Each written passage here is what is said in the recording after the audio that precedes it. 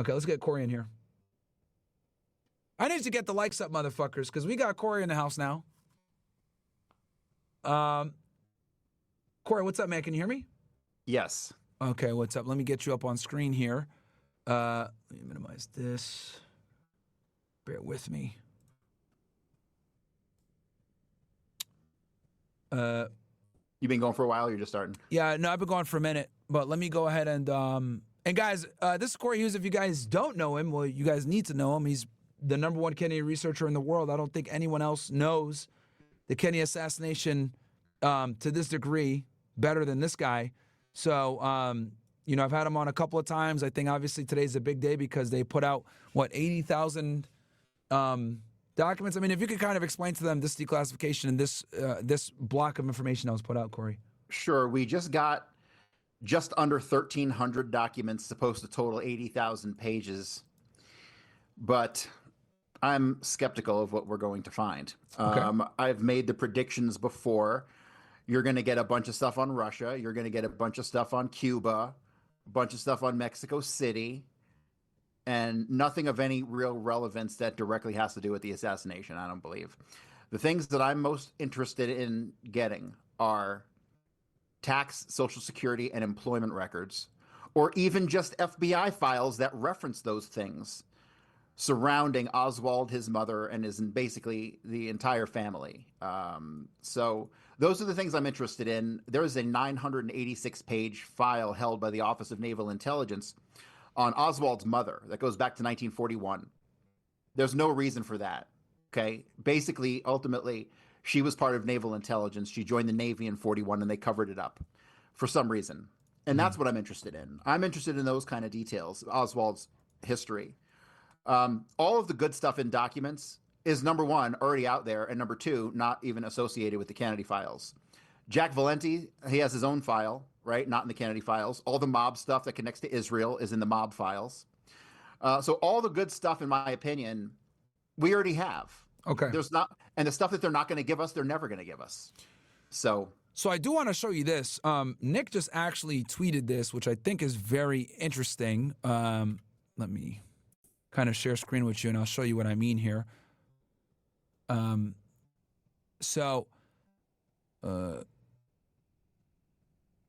Look at this. Can you see that on let me see if I can make this bigger. yes, You can I see that, it. right? Yep.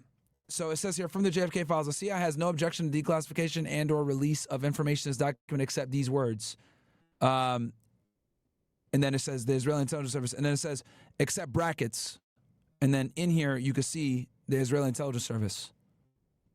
So that should have been redacted or was redacted at one time, correct? But now it's not? I'm assuming, I don't know. I was hoping maybe you had maybe seen this before, or... No, I haven't seen this before, but I mean, this is, par for the course. Of course, Israel's behind everything. They've been involved in every horrific act on the planet since the goddamn turn of the century, before there even was an Israel, because the same guys, Chaim Weizmann and Ben Gurion and all those guys were active post, mid-1920s and 30s. So to me, the idea that Israel was behind the assassination was like a starting point. Really, when you come to understand the 20th century, what you come to understand is the 20th century is the story of Israel, and Kennedy was nothing but a bump in the road. Question for you, because there's a mention here of James Angleton working with them. Right. Can you tell the audience a little bit about James Angleton? James Angleton, he was the head of counterintelligence of the Western Hemisphere, which means he ran all operations in America and this hemisphere. And that included all the spycraft, tradecraft, all the stuff we're not supposed to know about. He was a hardcore Zionist too. Hardcore. Yeah, in my opinion, he was the highest level Israeli spy in the government up until Rahm Emanuel, who was the chief of staff for Obama. So that's about as high up as you can get, being a spy. But James Angleton was a diehard Zionist, just like all those guys. And that's a big question that the world has yet to answer. Why were all the founders of American intelligence diehard Zionists? But even before there was an Israel. Why? Yeah. The only answer I can come up with was Israel was supposed to be the home base of this new world order that was supposed to come to fruition, which seemingly has hit a road bump with the Trump administration in some aspects. Yeah. No, And it's interesting because, we know that there was quite a bit of, let me stop. And we know that obviously Israel had quite a bit to play when it comes to the whole JFK assassination. I don't know if Trump maybe knew this or he didn't know it, but it seems here, this is just clear as day here on this tweet, saying the CIA doesn't have a problem with it, and Angleton worked with the CIA, James Angleton. So for them to say, oh, except for the brackets, and then it says Israeli intelligence service, that's pretty fucking telling. Yeah, it is. And I think you'll find that throughout a huge portion of FBI and CIA files in general. Every time Israel does something, it gets covered up. So I don't think that's going to be anything new it's nothing new or shocking to me. The idea they would admit it is a little shocking. Let me ask you this, Cory. So 2 things that stuck out to me, right? They spent the documents, because I was kind of going through them. A lot of it centers around Oswald in Mexico City. Right, and him trying to get visas for Cuba and Russia in Mexico City. Me and you have talked about that a little bit, but can you explain to the people how that probably was not the Oswald that we think of? Right. So Oswald allegedly went down to Mexico City, allegedly left September the 24th of 1963, and allegedly goes down there attempting to get a visa into Cuba so that then he can get back to the Soviet Union, which doesn't really make any sense when you come to understand Oswald's take on the Soviet Union once he returned. He was not a fan. He didn't think that they implemented communism the way it was supposed to be. So he wasn't, he shouldn't have been looking to hop back to the Soviet Union. That contradicts the statements that we know he made to people about the Soviet Union. But when you dig into Mexico City, what you'll find is that one of the men who was impersonating Oswald was a guy named Cory Hughes. And Cory Hughes made several stops through Mexico City leading up to that event in Mexico City in September. First off, Oswald couldn't have been in Mexico City because the person who went to Mexico City, the latest they could have left would have been the 25th of September, about 1:45 p.m. There was a 1:45 p.m. bus that went, and that could have made it, but it didn't. He didn't make it there because on the 26th, when he was supposed to be crossing over into Mexico City, I have documents proving he was still in New Orleans where he was closing out his P.O. box. Cory, because we got a lot of new viewers here. Can you quickly tell them who Cory Hughes is? Because I don't think I've talked to them extensively. I've talked about it before, but basically, chat, so you guys know, and he's going to go into this. There was multiple Oswalds, is what it was. But can you tell them real quick who Cory Hughes was? I'm going to try to pull up a picture of him. Or do you want to share screen? No, not at the moment. I don't have my notes in front of me. So Cory Hughes basically was a if you do want to share, I'll let it, though, if you have anything you want to share. Sure. Cory Hughes was a Marine buddy of Oswald, sort of. He knew Oswald for about 2 months in Santa Ana, California, in the Marines. And the weird thing is, Oswald is alleged to have been a radar operator, but he never was. He was a plotting board operator, which is the clear board where they mark latitude and longitude. That's what he did in the Marines. But he really never even did that because he was in trouble all the time. But Cory Hughes knows Oswald at Santa Ana. After that, Cory Hughes will be sent to Atsugi, Japan, where he basically does an investigation on Oswald. He uses an alias of Rick Thornley, and he begins to investigate Oswald, take pictures of people in the unit with him. Basically, he's preparing to become Oswald once he gets back to the States. And so Cory Hughes, to me, unquestionably, is the man who was in Mexico City. He passed through Mexico City in both May and September of 1963. In my opinion, that was to prep for the interactions he was going to have at the Cuban embassy, where he tries to get a visa, where he speaks broken Russian, where Oswald is known to have spoken fluent Russian. And so you have a lot of problems with that trip. And I knew they were going to harp on that. I knew a lot of the documents were going to be about Mexico City because there's a lot of mystery around Mexico City. And when you go through all the statements of people who worked at the CIA station in Mexico City, they're all conflicting and they're all like, oh, I don't know what happened. I don't know why we don't have pictures. They basically try to, they feign incompetence, basically. But Cory Hughes was heavily involved in the setup of Oswald. He gets back to New Orleans in February of 1961 and begins to impersonate Oswald in various places. He's even arrested one time. He gives the name of Oswald when Oswald is clearly in the Soviet Union. He attempts to go to buy trucks or get a price quote for trucks at a place called Bolton Ford in February or January of 1961, and he gives the name of Lee Oswald.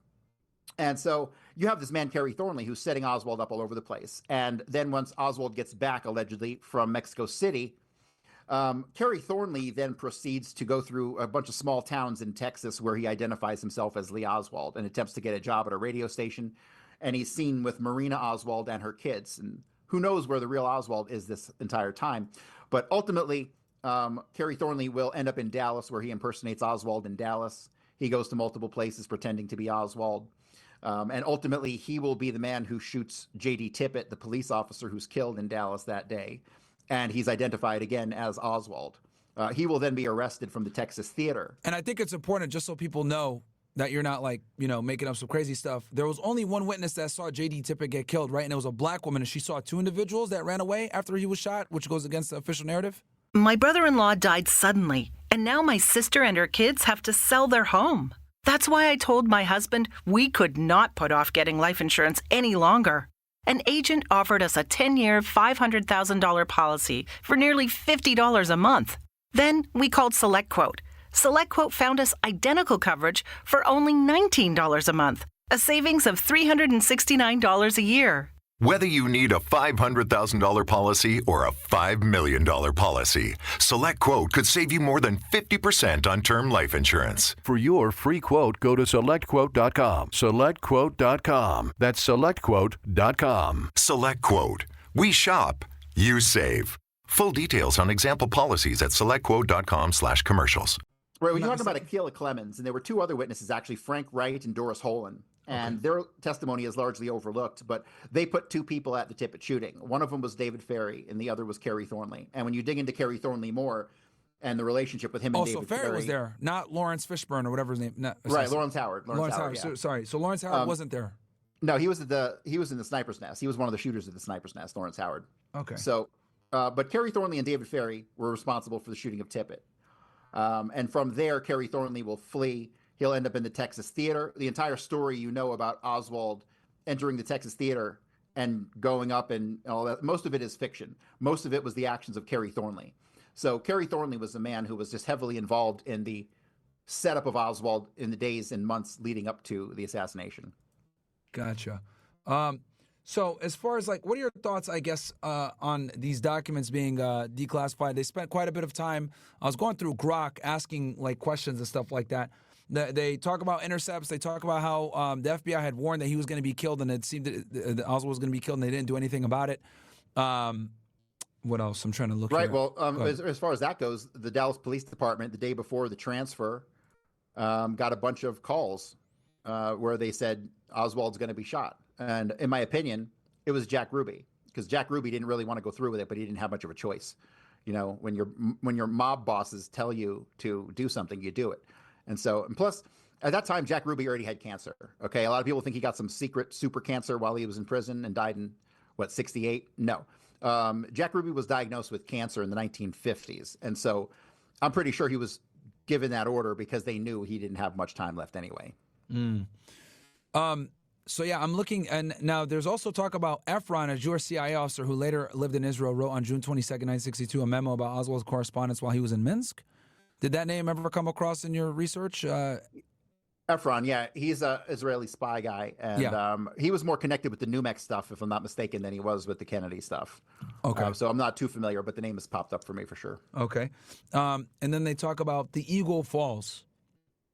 Let's see here. I'm trying to look at some of the stuff because I asked a couple of questions of Grok. They talk about an intercept on, let's see here. On October 10th, 1963, 42 days prior. Let's see here. A later CIA memo assassination myths. You know what? Let me share a screen with you just so you can see what I'm looking at here. Let me share a screen.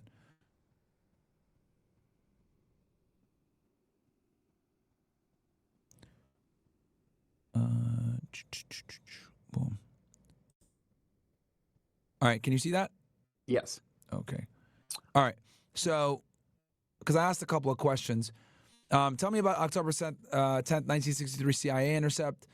And it goes here, on October 10, 1963, the CIA intercepted a phone call in Mexico City involving a man identifying himself as Lee Oswald. This was part of a broader surveillance operation targeting the Soviet Union and Cuban embassies run by CIA's Mexico City station under Win Scott. Oswald had visited both embassies in late September 1963 seeking visas for Russia and Cuba. The Intercept captured him speaking with a Soviet official later identified as Valery Kostikov, Right. a known KGB officer tied to Department 13, which is, I guess, apparently the Sabotage and Assassination Department. Kostikov was the head of the embassy, the Russian embassy in Mexico City at the time also. Okay. Was he actually, so he was KGB, this guy? Yeah. Okay. The call itself was mundane. Oswald checking on his visa status, but its significance lies in who he contacted and what the CIA did or didn't do with it. The new files include a cable from that day. What is a cable? Is that like I guess a transmission? It's a message. Okay. Yeah, it's a message. From that day, signed off by senior CIA officers like Thomas Karmasines, Assistant Deputy Director for Plans, Jane Roman, and John Whitten. It shows they reviewed Oswald's file after Mexico City Station Chief Win Scott cabled Langley on October 8th asking, who is this guy? The cable notes Oswald's Soviet defection 1959 to 1962, his recent arrest in New Orleans for clashing with anti-Castro exiles, and his fair play for Cuba Committee activism, hardly the profile of a nobody, yet instead of flagging this to Mexico City or the FBI with urgency, they cited a stale 1962 State Department memo claiming Oswald had matured in the USSR, downplaying his current activities. So that's something that's kind of important because you have Oswald and he comes back from the Soviet Union and he tells people that life there sucked.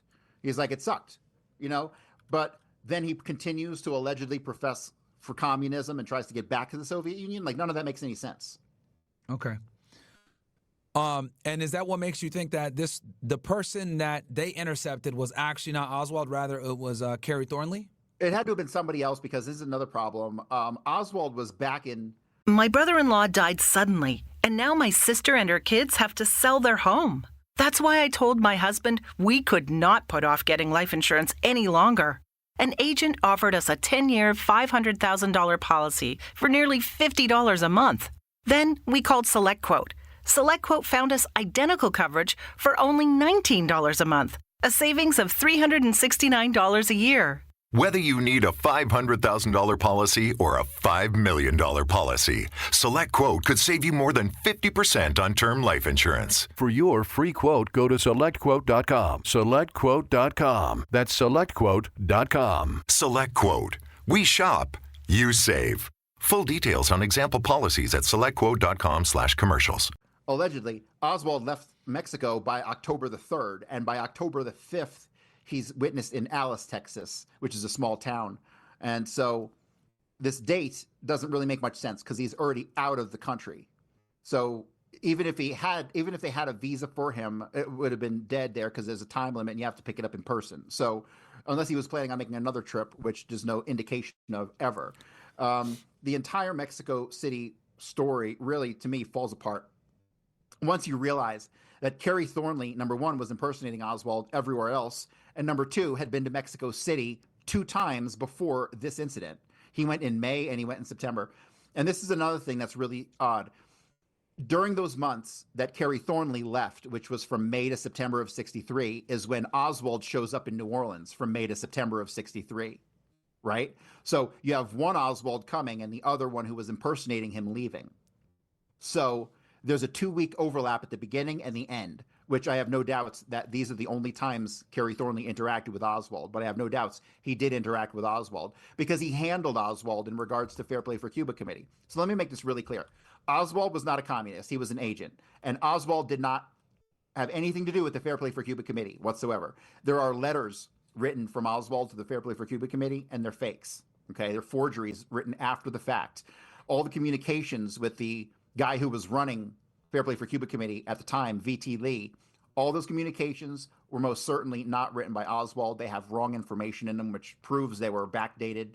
And so Oswald never had anything to do with the Fair Play for Cuba Committee. The flyers that he was filmed handing out on the street corner, that entire incident was set up. He was handed those flyers by Kerry Thornley, who was the man who was identified by the owner of the print shop as having those flyers printed. So Kerry Thornley, again, major player in this setup who's completely ignored. And so, yeah, Oswald didn't have anything to do with communism on a realistic or legitimate basis, okay? All the interviews he gave where he talked about communism were definitely staged. And the reason he came back to America was that he loved America. And he even loved Kennedy, is what he told people. So nothing about the official story that we're told is true. They created what's called a legend. A legend is a false background for a spy. That's it. Okay. That's Oswald in a nutshell. So the Oswald that we know, the one, this guy right here, just for the audience. That's Jim Garrison. No. I'm gonna put him up right now. Harvey Lee Oswald. Well, or Lee Harvey Oswald. I should have put that. Okay.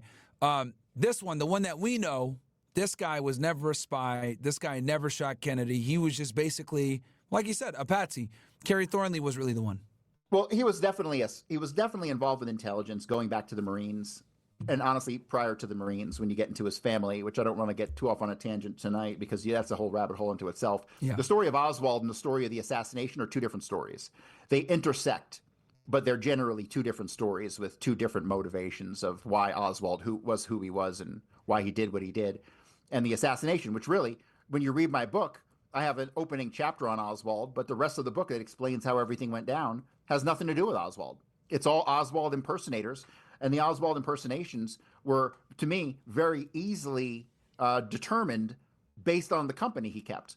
Because, like, William Seymour was impersonating Oswald at the shooting range and at the book depository, because I don't have any evidence Oswald ever worked at the book depository. To me, it's another part of the legend that they created. Every aspect and witness statement that day about Oswald being at the book depository falls apart when you start to dig into the details and how things should have been. And so this man was definitely involved in covert activities. What those were, we don't really know. Okay. So let me see here. So I put the intercept here, which you're saying this was not him. And then the other telltale sign you said is the person that was in Mexico City spoke broken Russian, but the real Oswald, the one I showed the picture of, this guy actually was fluent in Russian. That's correct. And that's a major point of contention that even I can't figure out. There is no period of time in Oswald's life when he could have taken the time to learn Russian and be as fluent as he was. Period. It does not fit anywhere into the Oswald story. When he was in the Marines, some of the Marines said he was listening to records, Russian language records, to learn how to speak Russian, and that when he spoke what they thought was very fluently. You don't learn that by records, and a lot of people say he went to the Monterey Language School in San Francisco. You don't learn it in 3 weeks at a language school either. Russian is one of the most complicated languages. It takes years to learn. And those years, Oswald just didn't have. There's no evidence of any kind that he was studying Russian for years leading up to his defection. And there were some people in Russia who said that he didn't speak Russian while he was there. He spoke English. And so that is a major point of investigation that needs to be done, which I will eventually do once I wrap up my new book that I'm going to start here soon. Nice. So I did ask, and you can see on the screen, right? You can see my screen. I asked, what are the top 5 things no one knew until today on the newly released JFK files? So they got number 1, CIA's closer monitoring of Oswald on Mexico City trip, but you're saying that wasn't really Oswald, that was Thornley. Right. 2, FBI ignored a specific threat to Oswald's life. 3, that's true, but that's well known already. Okay. Nothing here is new that I've seen so far. Okay. CIA funding linked to Astro Group. Let's talk about this one. Suppressed witness testimony on a second shooter. The file includes a previously buried statement from a Dallas bystander who claimed to hear a shot from the grassy knoll, which me and you have talked about the grassy knoll a lot. Long-standing conspiracy focal point, and proof this adds fuel to the second shooter debate beyond what the House Select Committee on Assassination explored in 1979. And didn't Angleton's testify in these hearings in the 70s? No, he testified in the Church Committee is when he testified, and I believe it was possibly the House Select Committee also. But those are still classified, right? In regards to witnesses to a second shooter, we've had a witness named Ed Hoffman for many years, who was one of the witnesses who allowed me to place David Ferry on the knoll, because he describes a man wearing a blue jacket, like a suit jacket, and with a black felt hat with a wide band, and that's the only suit that David Ferry ever owned. And so, yes, I clearly put David Ferry on the grassy knoll based on the testimony of Ed Hoffman, which has largely been overlooked. So that's not new either. So 4 out of 5 points are not new. Okay. Let's see here. So you think this witness more than likely is probably Hoffman? Oh, 100%, yeah. Okay. He's the most, it's the most descriptive witness that puts a second shooter involved of all the witnesses. Okay. The other thing I was going to say, is Angleton's testimony still classified to this day? I was told that he had a closed hearing where he testified back in the 70s, and to this day is still classified. Is that true, or were you able to get a hold of that stuff? That I'm not sure of. I haven't spent a lot of time on Angleton's relation to this because he was the head of Western Hemisphere operations, which means he was the top guy. the top guy never really has his hands too in the mix. You know what I mean? He is overseeing and guiding from a distance. And so to me, I haven't really found obviously he was involved. So for me, it was not really a high priority to connect him to it, because it's obvious because of his position and his relationship with guys like Ted Shackley, who ran the JM Wave Station out of Miami, right? So, like I said before, the study of the assassination is the study of relationships. And when you come to understand the relationships at play here, it's obvious who was involved and who wasn't. And Angleton certainly was involved at a higher up level, but the higher up you go, the less strings there are to connect them to the actual stuff happening on the ground. So, I'm not overly concerned with Angleton. And allegedly, there was a big Oswald file found in his safe after he died that no one's ever seen. Trump isn't going to release that. How many documents have been shredded already? I mean, tons, I'm sure. Okay. The other thing I was going to say, because I know Angleton, when he died, they mourned him in Israel, and they said that he was one of the greatest allies to Israel. Right, because he was basically an Israeli spy, fundamentally. He had a direct connection to the heads of Israel. And he was one of these diehard Zionists, which doesn't make any sense to me to this day. Okay, and then let me see here. And then the next thing they got here is Mafia CIA nexus and anti-Kennedy sentiment. Wiretap transcripts reveal mob boss discussing taking care of Kennedy with Cuban operatives tied to both CIA-backed anti-Castro efforts and Robert Kennedy's crackdown on organized crime. I mean, but we had known about that too. Yeah, none of those are new. None of those 5 points are new. And here's the thing that nobody understands is the relationship between the CIA, the mafia, and the Israelis. That's the relationship that killed Kennedy. And it takes a lot of research to dig into these relationships to understand that, like, the LA mob was being run by Menachem Begin by 1963. He was basically giving orders to Mickey Cohen, who was in jail, who would then relay orders to his men. 3 weeks before the assassination, it is well documented, Menachem Begin and Yitzhak Shamir were living in Los Angeles. At this point, Menachem Begin had been the personal rabbi of Mickey Cohen since 1949. So you've got 14 years of relationship built up by this point in 1963. And so ultimately, they will send a guy named Al Gruber. Too. Begin was a terrorist for the Irgun and the Haganah. Yep, he was a leader of them. He's the father of all terrorism in the world, and proud of it. Shit, so man. Ultimately, what you have Al Gruber, who is the right-hand man to Mickey Cohen, who at this point is taking orders from Menachem Begin, goes to visit Jack Ruby 3 weeks before the assassination. The first phone call Jack Ruby makes after Oswald is arrested is to Al Gruber. Okay? That's the moment that Al Gruber gave Jack Ruby the order to shoot Oswald. That's where that came from. Nowhere else. There's no other story or trail leads there. How do you spell it? I'm trying to find him right now on. Yeah, you had it right. It's okay. Look at Alexander Gruber. Oh, Alex Gruber. Okay, Gruber. This guy? No. Nope. Try Alexander Gruber. Okay. Nope. Neither one of those. I'm you probably have have better Google luck on Google. Yeah. All right, Alexander Gruber. And put Mafia. I might bring it up. Yeah. No.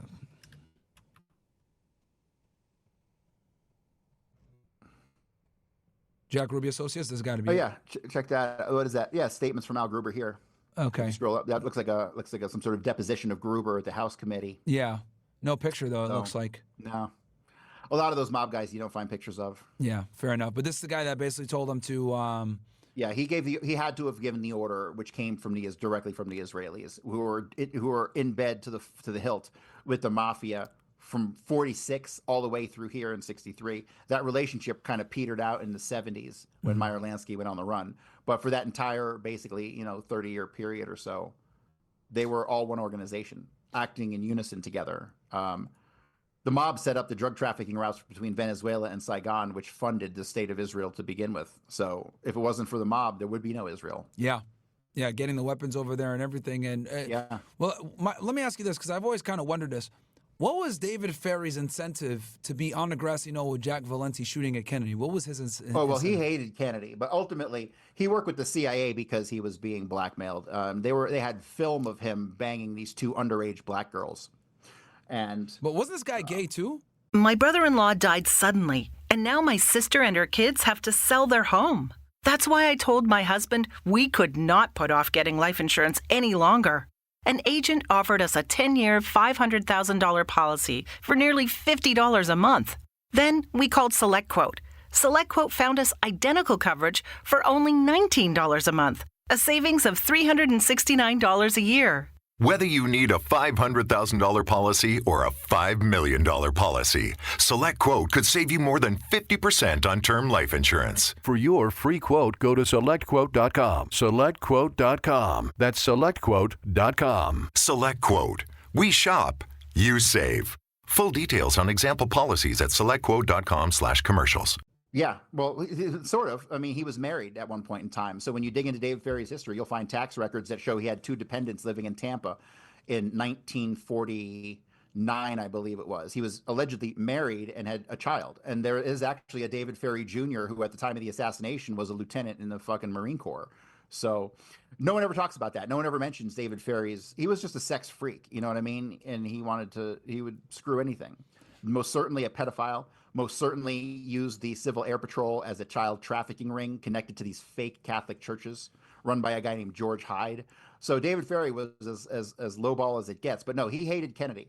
According to a guy named Perry Russo, he carried around a stack of newspaper articles about an inch thick that were all about Kennedy that he had kept wrapped in rubber bands.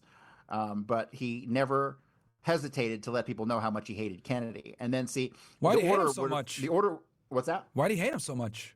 Because you got to think, back then, everybody was a conservative. There was no such thing as liberalism was what John F. Kennedy was, okay? Okay. That was such a shock to the culture that everyone thought he was a communist. Gotcha. Okay. So not like today. It's different today. You got to, even Democrats back then were conservatives, like by today's standards. Yeah.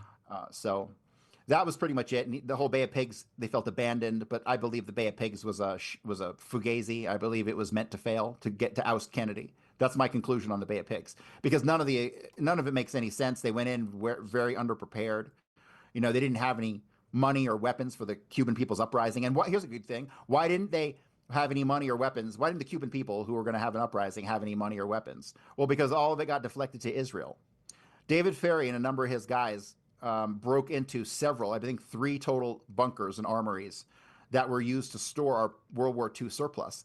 And all that stuff ended up getting stored at 544 Camp Street, Guy Bannister's office, before it was shipped to a company in Virginia called Interarmco that basically funneled it to Israel. So all of the money and all the arms that were ever raised for the anti-Castro Cubans allegedly made their way to Israel to fight the Palestinians. That's why there was no Cuban People's Uprising ever.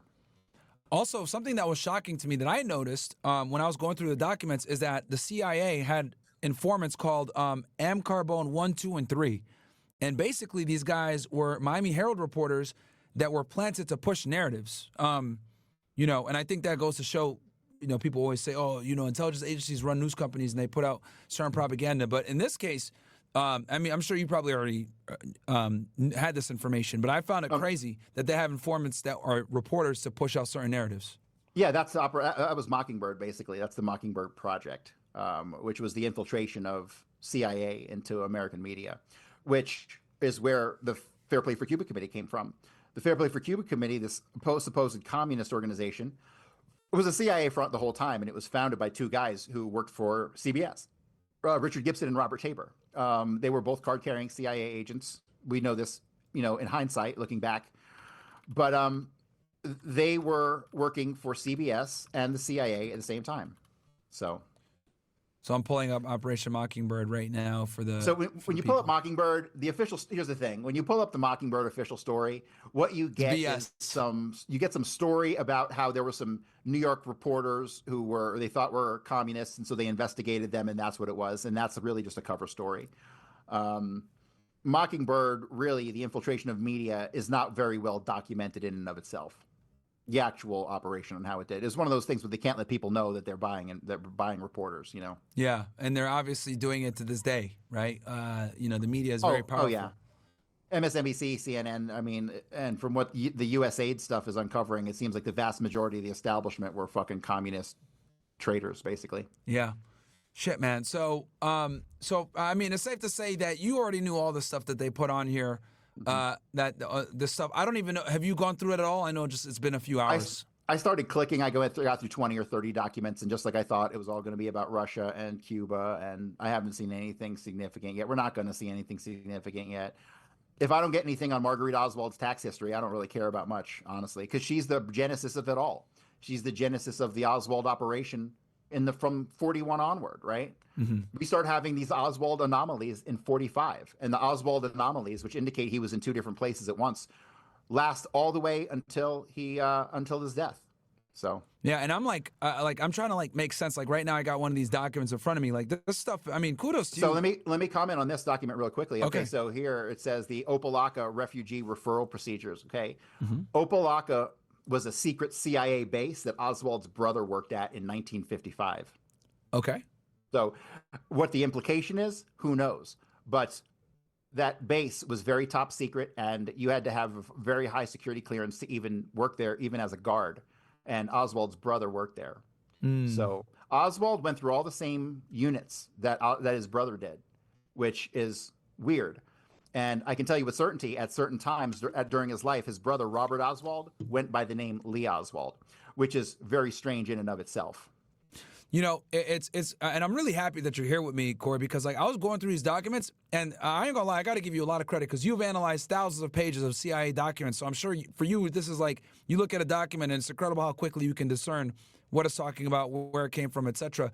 The classification. Let me tell you something else. So so when you hear this thing, a lot of this is about Opelika here, right? And this is important, but it didn't have anything to do with Kennedy. Yeah. It's so far removed from the actual thing. I noticed that. This next paragraph here, it talks about JM Wave and PB Bruin.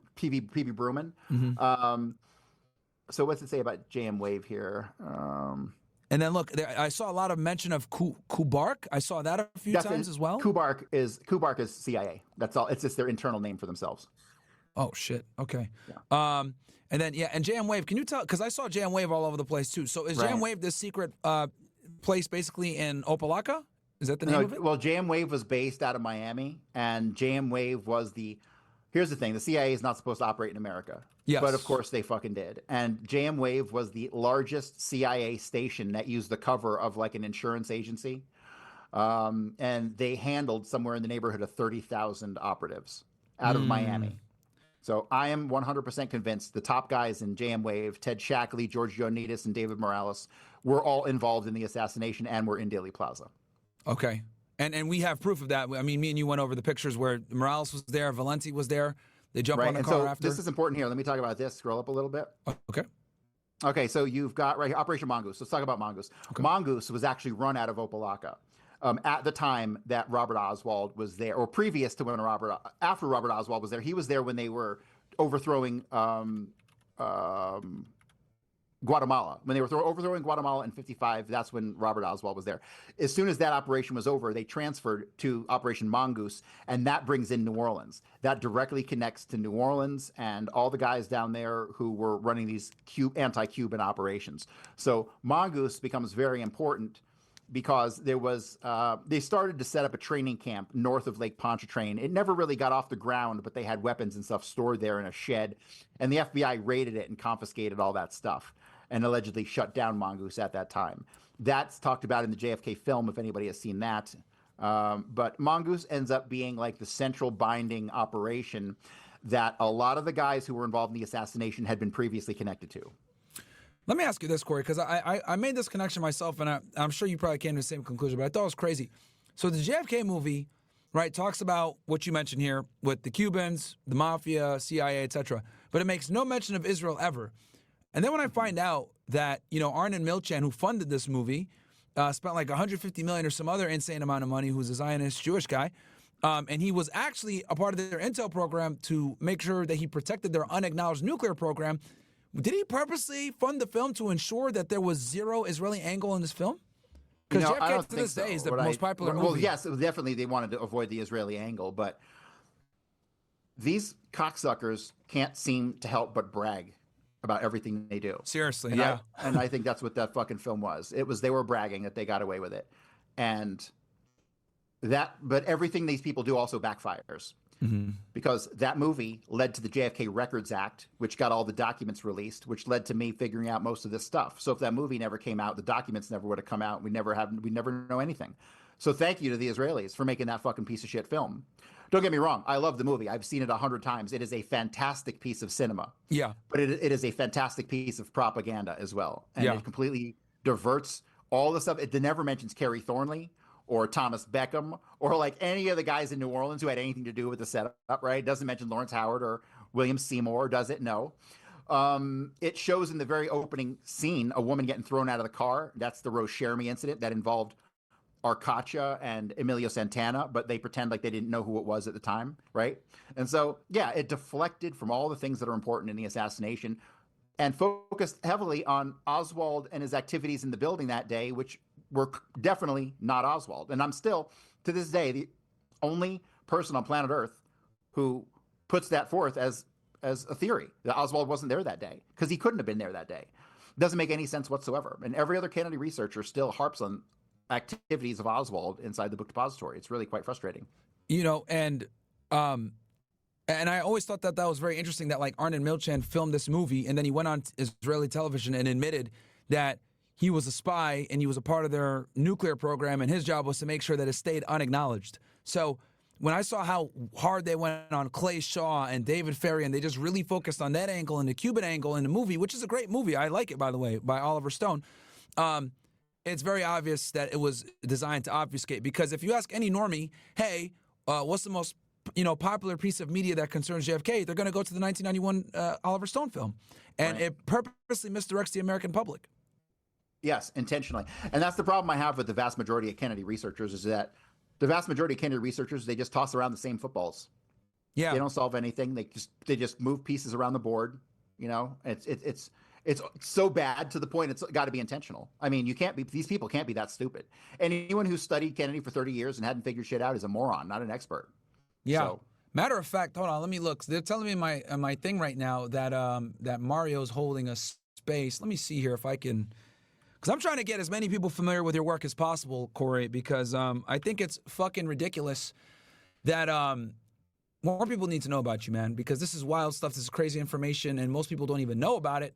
We got people like, Alex Jones, no offense, I love Alex Jones, but, he focused a lot on Executive Order 11111 and the Vietnam War. Can you tell the audience real quick about the Vietnam War and this executive order that everyone tries to claim is the main reason Kennedy was killed? sure. So the executive order that they talk about, I don't even know the number. It basically was a troop reallocation in South Vietnam. The prime minister of South Vietnam was a guy named DM. Okay. Mm-hmm. So 10 months before Kennedy was assassinated, Kennedy's government purchased $6.5 billion worth of helicopters and airplanes. Okay. They were ramping up the war. They were not going to withdraw. When you go through the ZR rifle files, which is the executive action assassination files, what you'll find is one paragraph where the CIA comments on that executive order.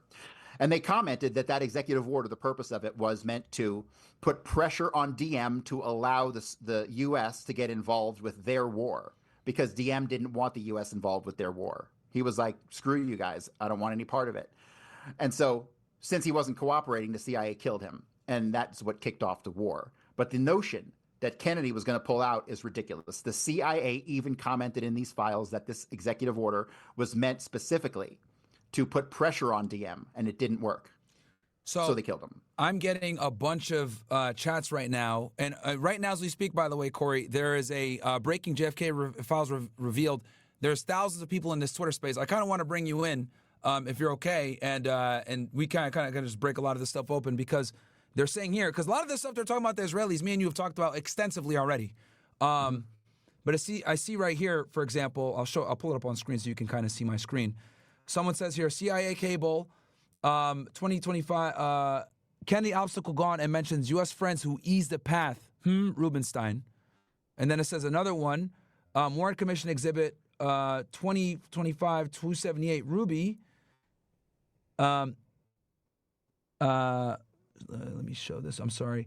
It says, Ruby rambles about big Jew saving him, claims they told him to take care of it, and saying amount of new evidence about their Israeli involvement. Scroll this convo.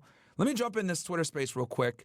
Let's see what they're talking about. I'll try to get us a mic so that they can... And JFK didn't. The Israeli one, which I think is the strongest case, is they wanted nuclear weapons. They live in the Middle East.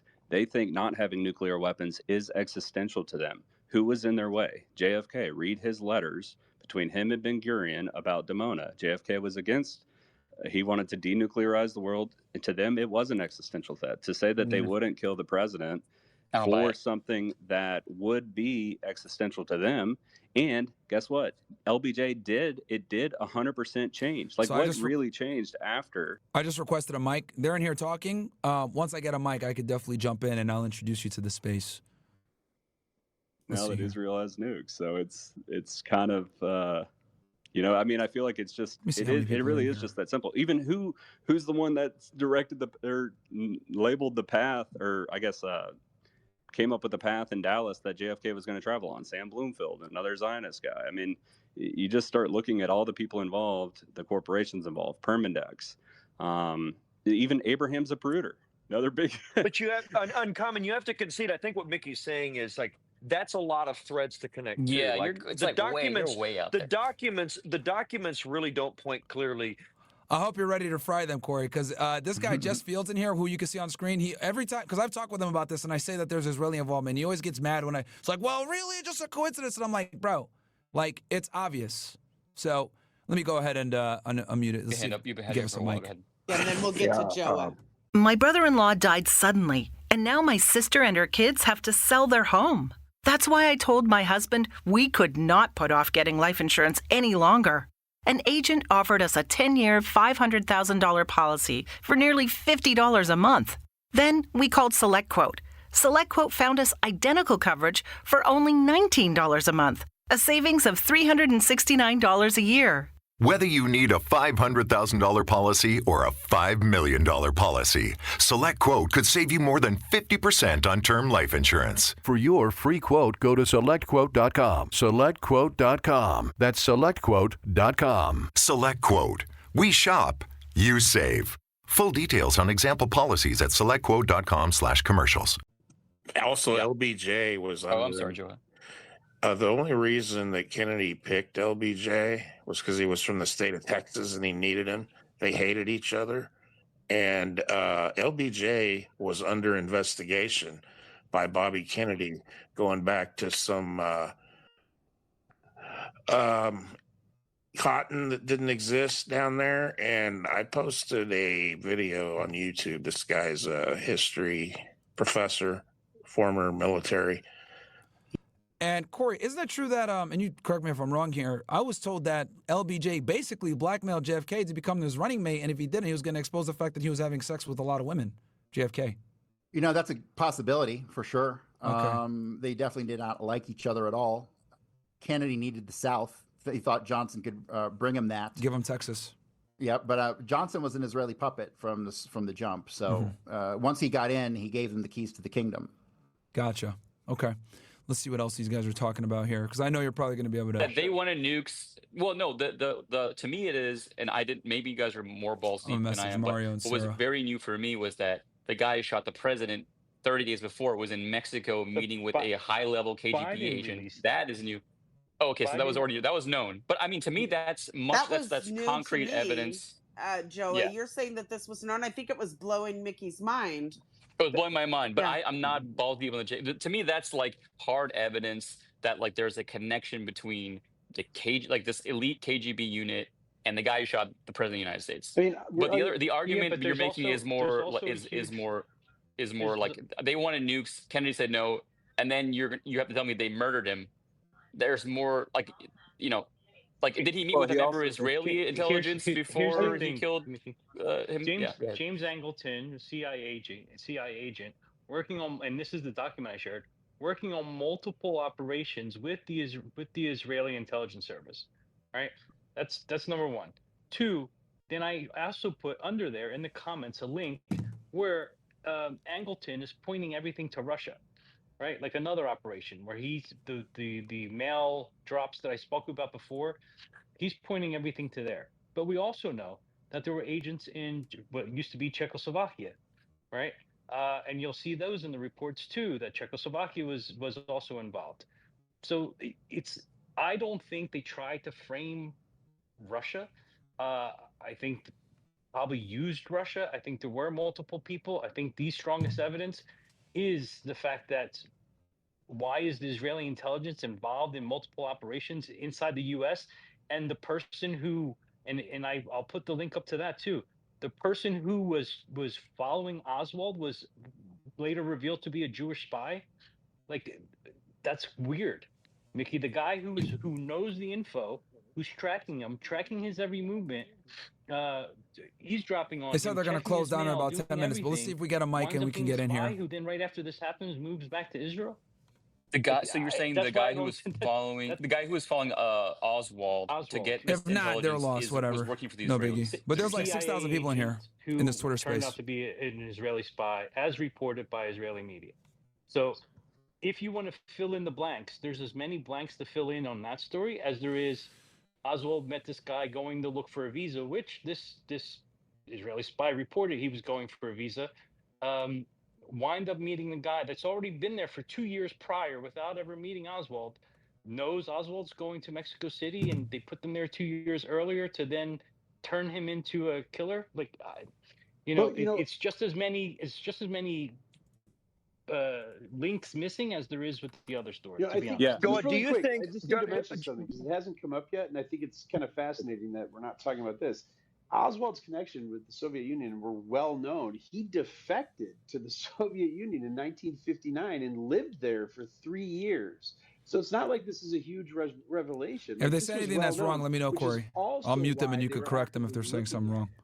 He lived in the Soviet Union. He denounced his American citizenship in 1959 and lived there until I think it was either 62 or 63. I can't remember. So all these connections with the Russians and Oswald are very real and substantiated. It's something we know about. I just think that's important to add that context. So I got a question for Joa and Uncommon. And look, I don't speak for Mickey, but Mickey, I've spoken with you enough that I think I can say you're a fair-minded person, and you'll just go wherever the evidence leads. I think that's true. I think you would agree with that. And I think that's Sarah too. I think that's most folks, honestly, on this space.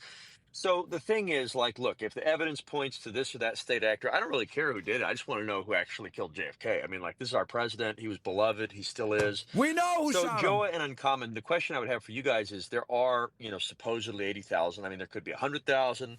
There could be 500,000. Right. There could be 10,000. But there's all these documents that have been held, I guess some of them maybe at Langley and other places, who knows where. But do you think that these additional documents that were not in the possession of NARA, if they come out, do you think that they would back up your hypothesis, or would they make it like really no clearer than it is now? I mean, in other words, like, obviously documents could have been destroyed and, I mean, maybe that has been done or not. But I'm just wondering, do you think like the picture's going to get clearer, or is it going to be about like where it is right now? Because like, I think whether we can say for sure that it's this or that state actor is going to require more evidence, clearly, even for the Russian thing. Right. And I mean, I'm just wondering if you feel like it's going to get clearer or not, to back up your thought on that. To me, it's listening to stuff like this is like the most frustrating stuff in the world, because they're tossing around the common footballs. They're not digging. This is all surface layer stuff they're talking about. Actually show there probably was a second shooter. It actually increases the probability of it, not decreases it. Now, who controlled who? I think there's always going to be loose ties, to be honest with you. And it's up to everyone to decide which one has stronger ties. I don't think we're ever going to get a conclusive answer as to if it was Russia or if it was I'm about Israel. to do my own space because these guys are fucking retards. More data, and I hope we do. You can hang out for a little bit, Corey? Yeah, I mean, I think... All right. No, there isn't a magic document do a tweet right that now. says, hey, here's what they did and how they did it. That was never going to happen. That's not how documents work. Actually, even so far, people that have figured out, come up with the theories that they've come up with, or come up with what I think is the most logical explanation. They're just looking through the documents, but they're also piecing it together with other evidence. But the other thing you have to realize is, like, this was obviously an operation. So a lot of the documents, like, I think when you guys are reading into, oh, well, Oswald is going here, he's doing this, I think you're going down, like, that's the trail they want you to go down. Like, to me, that's like, no E? Okay. You're thinking, oh, well, this is exactly what it is. Like, I don't think that's what it is at all. So, but there isn't a magic document. It's not going to tell you exactly. Right. I had it right? Okay. I thought I said no E. What happened. You got to kind of piece it together. Why isn't there a document that, like, someone in the CIA, or like, they read everything and they like wrote a letter that says, we think it's X? Well, why does that not exist? Let me also say one more thing about the Israeli thing is, we have the CIA that even now with the documents they just released, they cannot release things related to Israeli intelligence based on their agreements with other intelligence agencies. We had a CIA guy in here earlier who basically explained that, and he explained it very well. So I think that, which to me proves more of the point that we're not going to get, even if it is in the said documents we have now, we're not going to see them because they can't release that, because it basically I guess it, I don't know, it violates the credibility of the CIA or their ability to get more information from the Israeli intelligence agencies today, right? That makes sense. And to me, that also is the most logical conclusion why we're not getting all, why they can't redact everything on it. Everybody's obviously dead. Why can't they redact that information?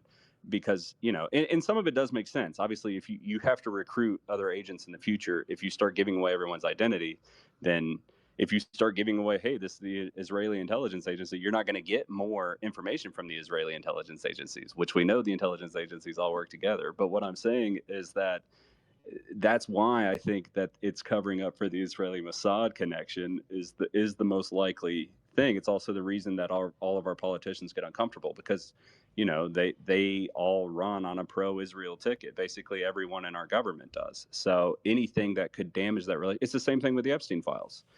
Everything, if you look at anything related to Epstein, it's obvious that it was a blackmail honey trap. For most likely, obviously, an Israeli Mossad operation, and all the people that funded him were Zionists and Les Wexner and what have you. I mean, it's the same thing. Why can't they release that information? The Trump Gaza condos are going to fix everything. We are actually going to wrap soon. Look in the nest if you want to blow your mind. Look in the nest, because I think that'll be more mind-blowing than the whole Russian story you just had. I will do it, but I think we're about to wrap soon, so maybe we'll get to the last round of hands. Yeah, we're gonna we're gonna do ours. Jessica. Okay. Jessica.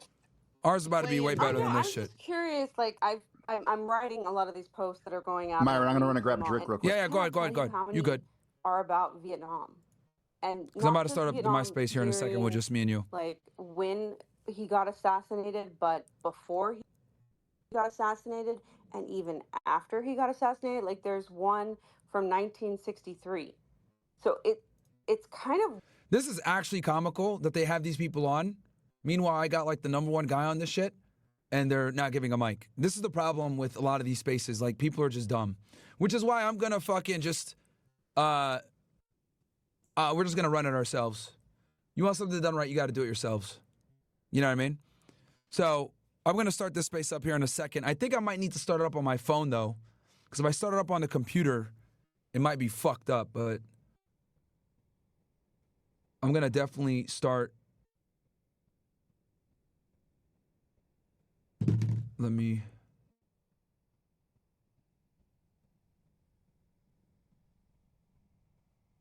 Let me see here. You know what? I'll do it on my phone, because I notice when I do it on my phone, it'll be a lot better, more than likely. All right.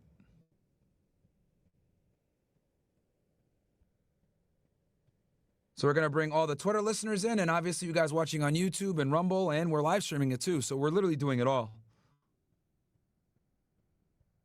My brother-in-law died suddenly, and now my sister and her kids have to sell their home.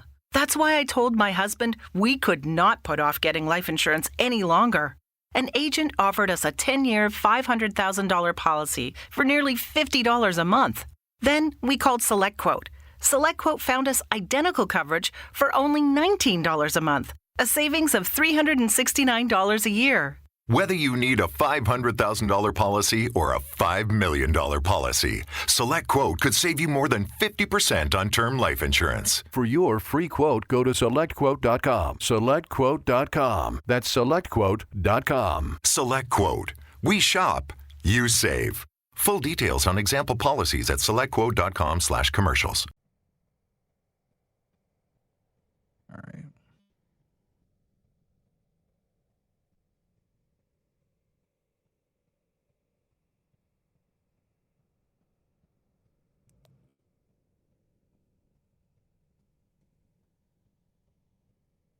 Hold on, let me unmute this.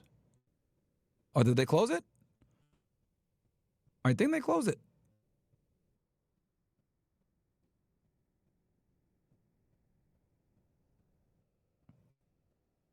thing I wanted to mention from the docs that I found that I think was very interesting because Quickly, Joa please. had mentioned this.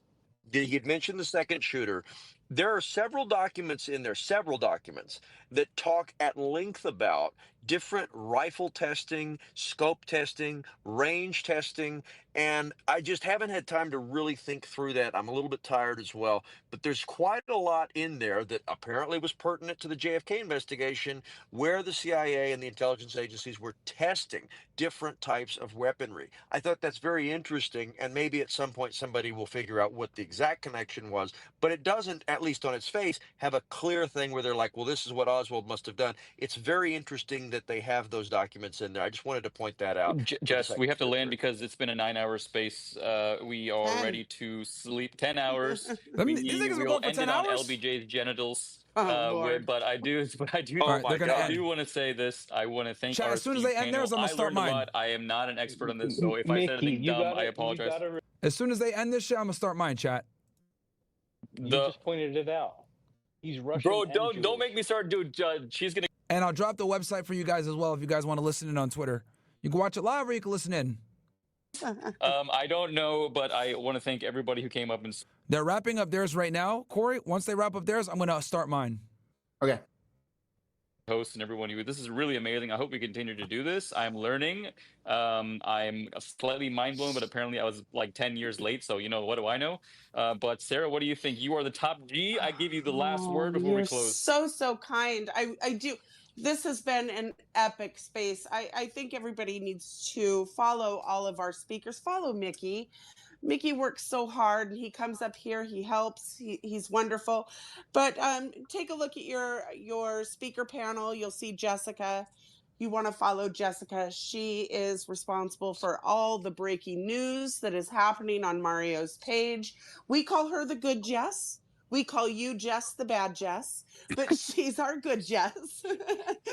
And thank you all for joining us today. This was an epic space. Many of you, I've seen you down in the listeners who have been there with us the entire time. Please keep an eye on Mario's account, turn on notifications, because we will have spaces coming up this week. And all right, let's go. I'm starting this thing up right now. I'm gonna start inviting some people as well.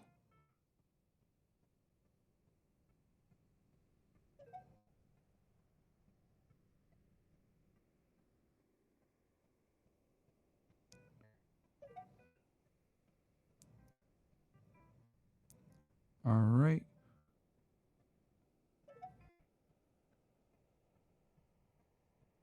All right, so we're in here now.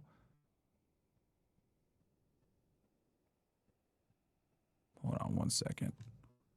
Let me go. So I can't join by myself. Okay, there we go. Now we join this way. Reconnect.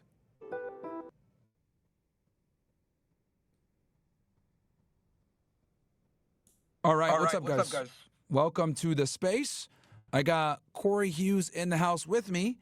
I see that I'm actually live on stream right now, by the way, guys, as well. I'm live on YouTube, Rumble, X, and we even got a Twitter space going on with obviously a lot of this new information that's going on. I got Cory Hughes in the house. For those of you guys that aren't familiar, he's the #1 JFK researcher. Wrote a book on this where he actually names the shooters. Actually, I'll grab a copy of it. But Cory, can you introduce yourself to the people real quick? Sure. My name is Cory Hughes. I wrote a book called A Warning from History, which I did just that. I identified all the shooters. My podcast is called Cory Hughes Bloody History, and I do a Substack called Bloody History World War II, which is almost exclusively on Hitler and the Nazis. So I've been on Kennedy for about 7 years full time. It is unquestionably the greatest mystery that the world has ever known.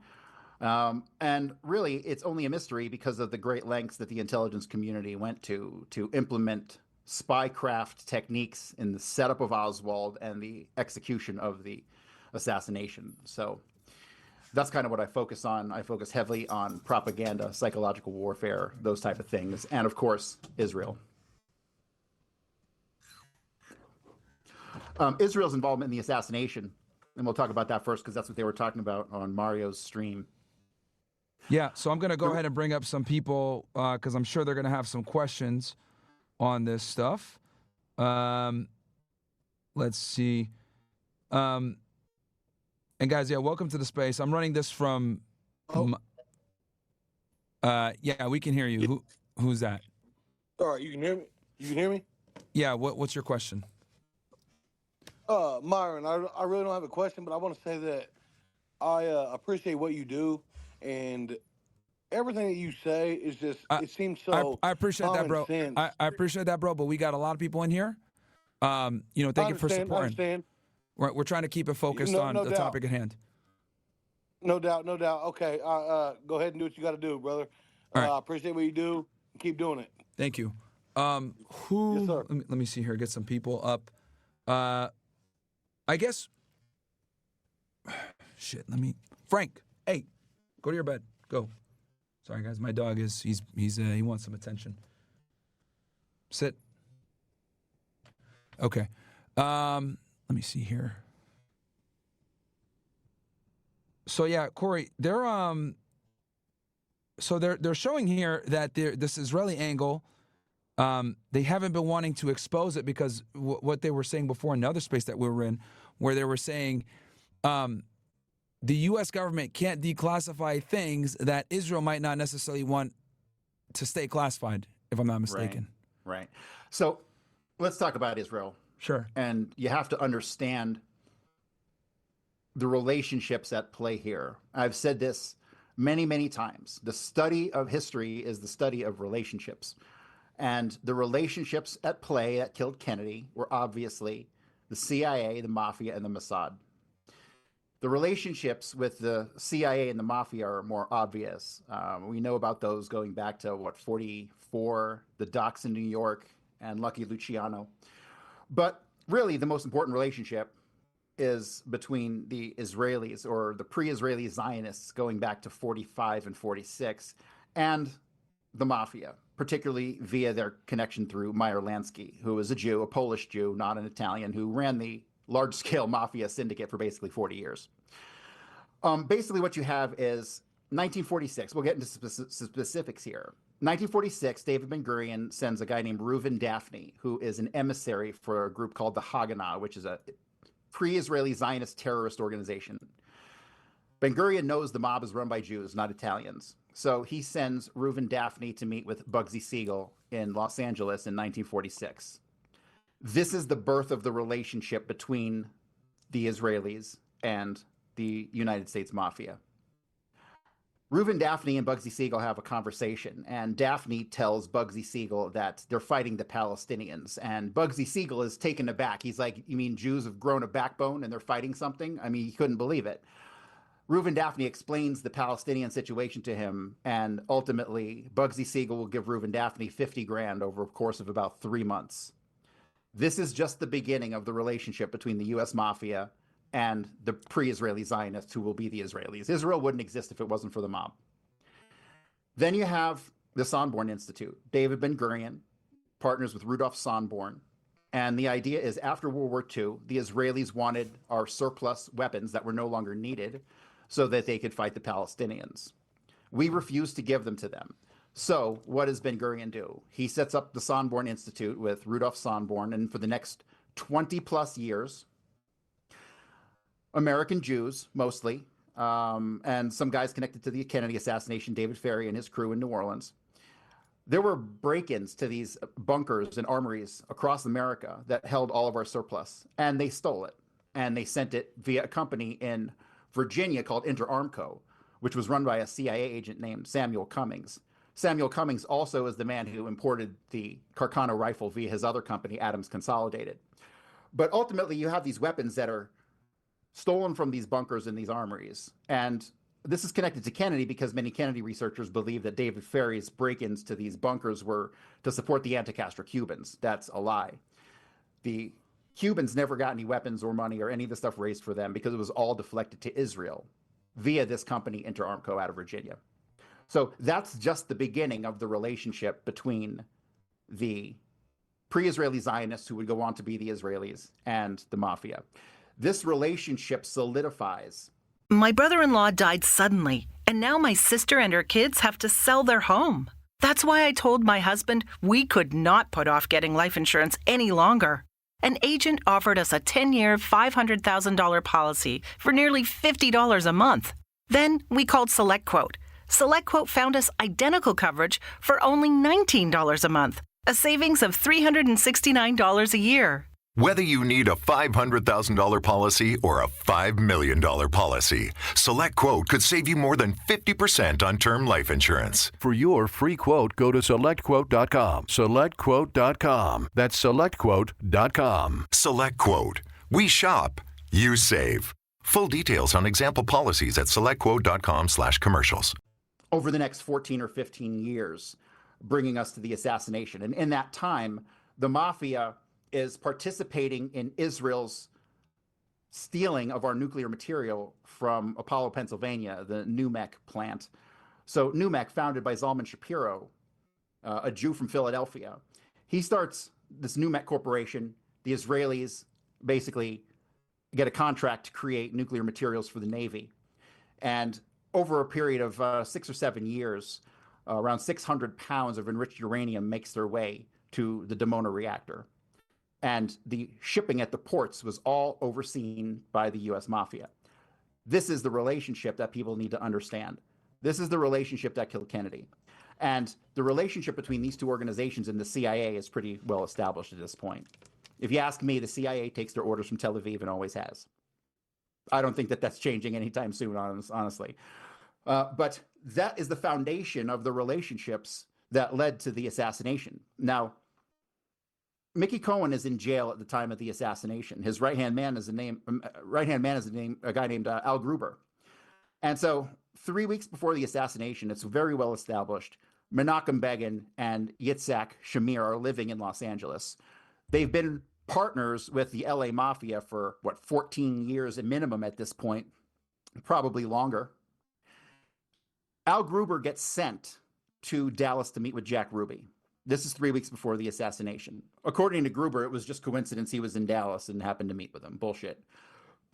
After Oswald is arrested at the Texas Theater, the very first phone call that Jack Ruby makes is to Al Gruber in LA. This is the connection between the Kennedy assassination and the Israelis, directly through Al Gruber and the LA Mafia. So this is what people aren't talking about. People are talking about the obvious stuff with Israel.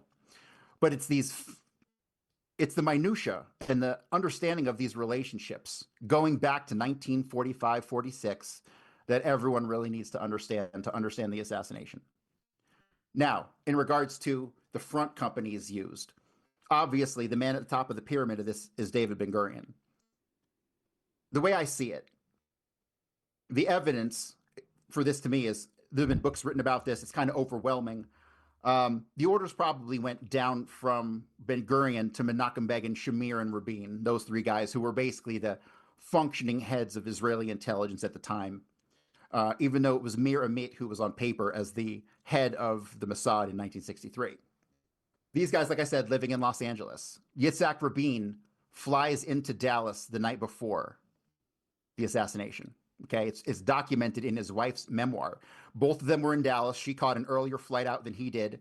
And when she got home to Israel, she read about the assassination in Dallas and couldn't believe it because they were just there.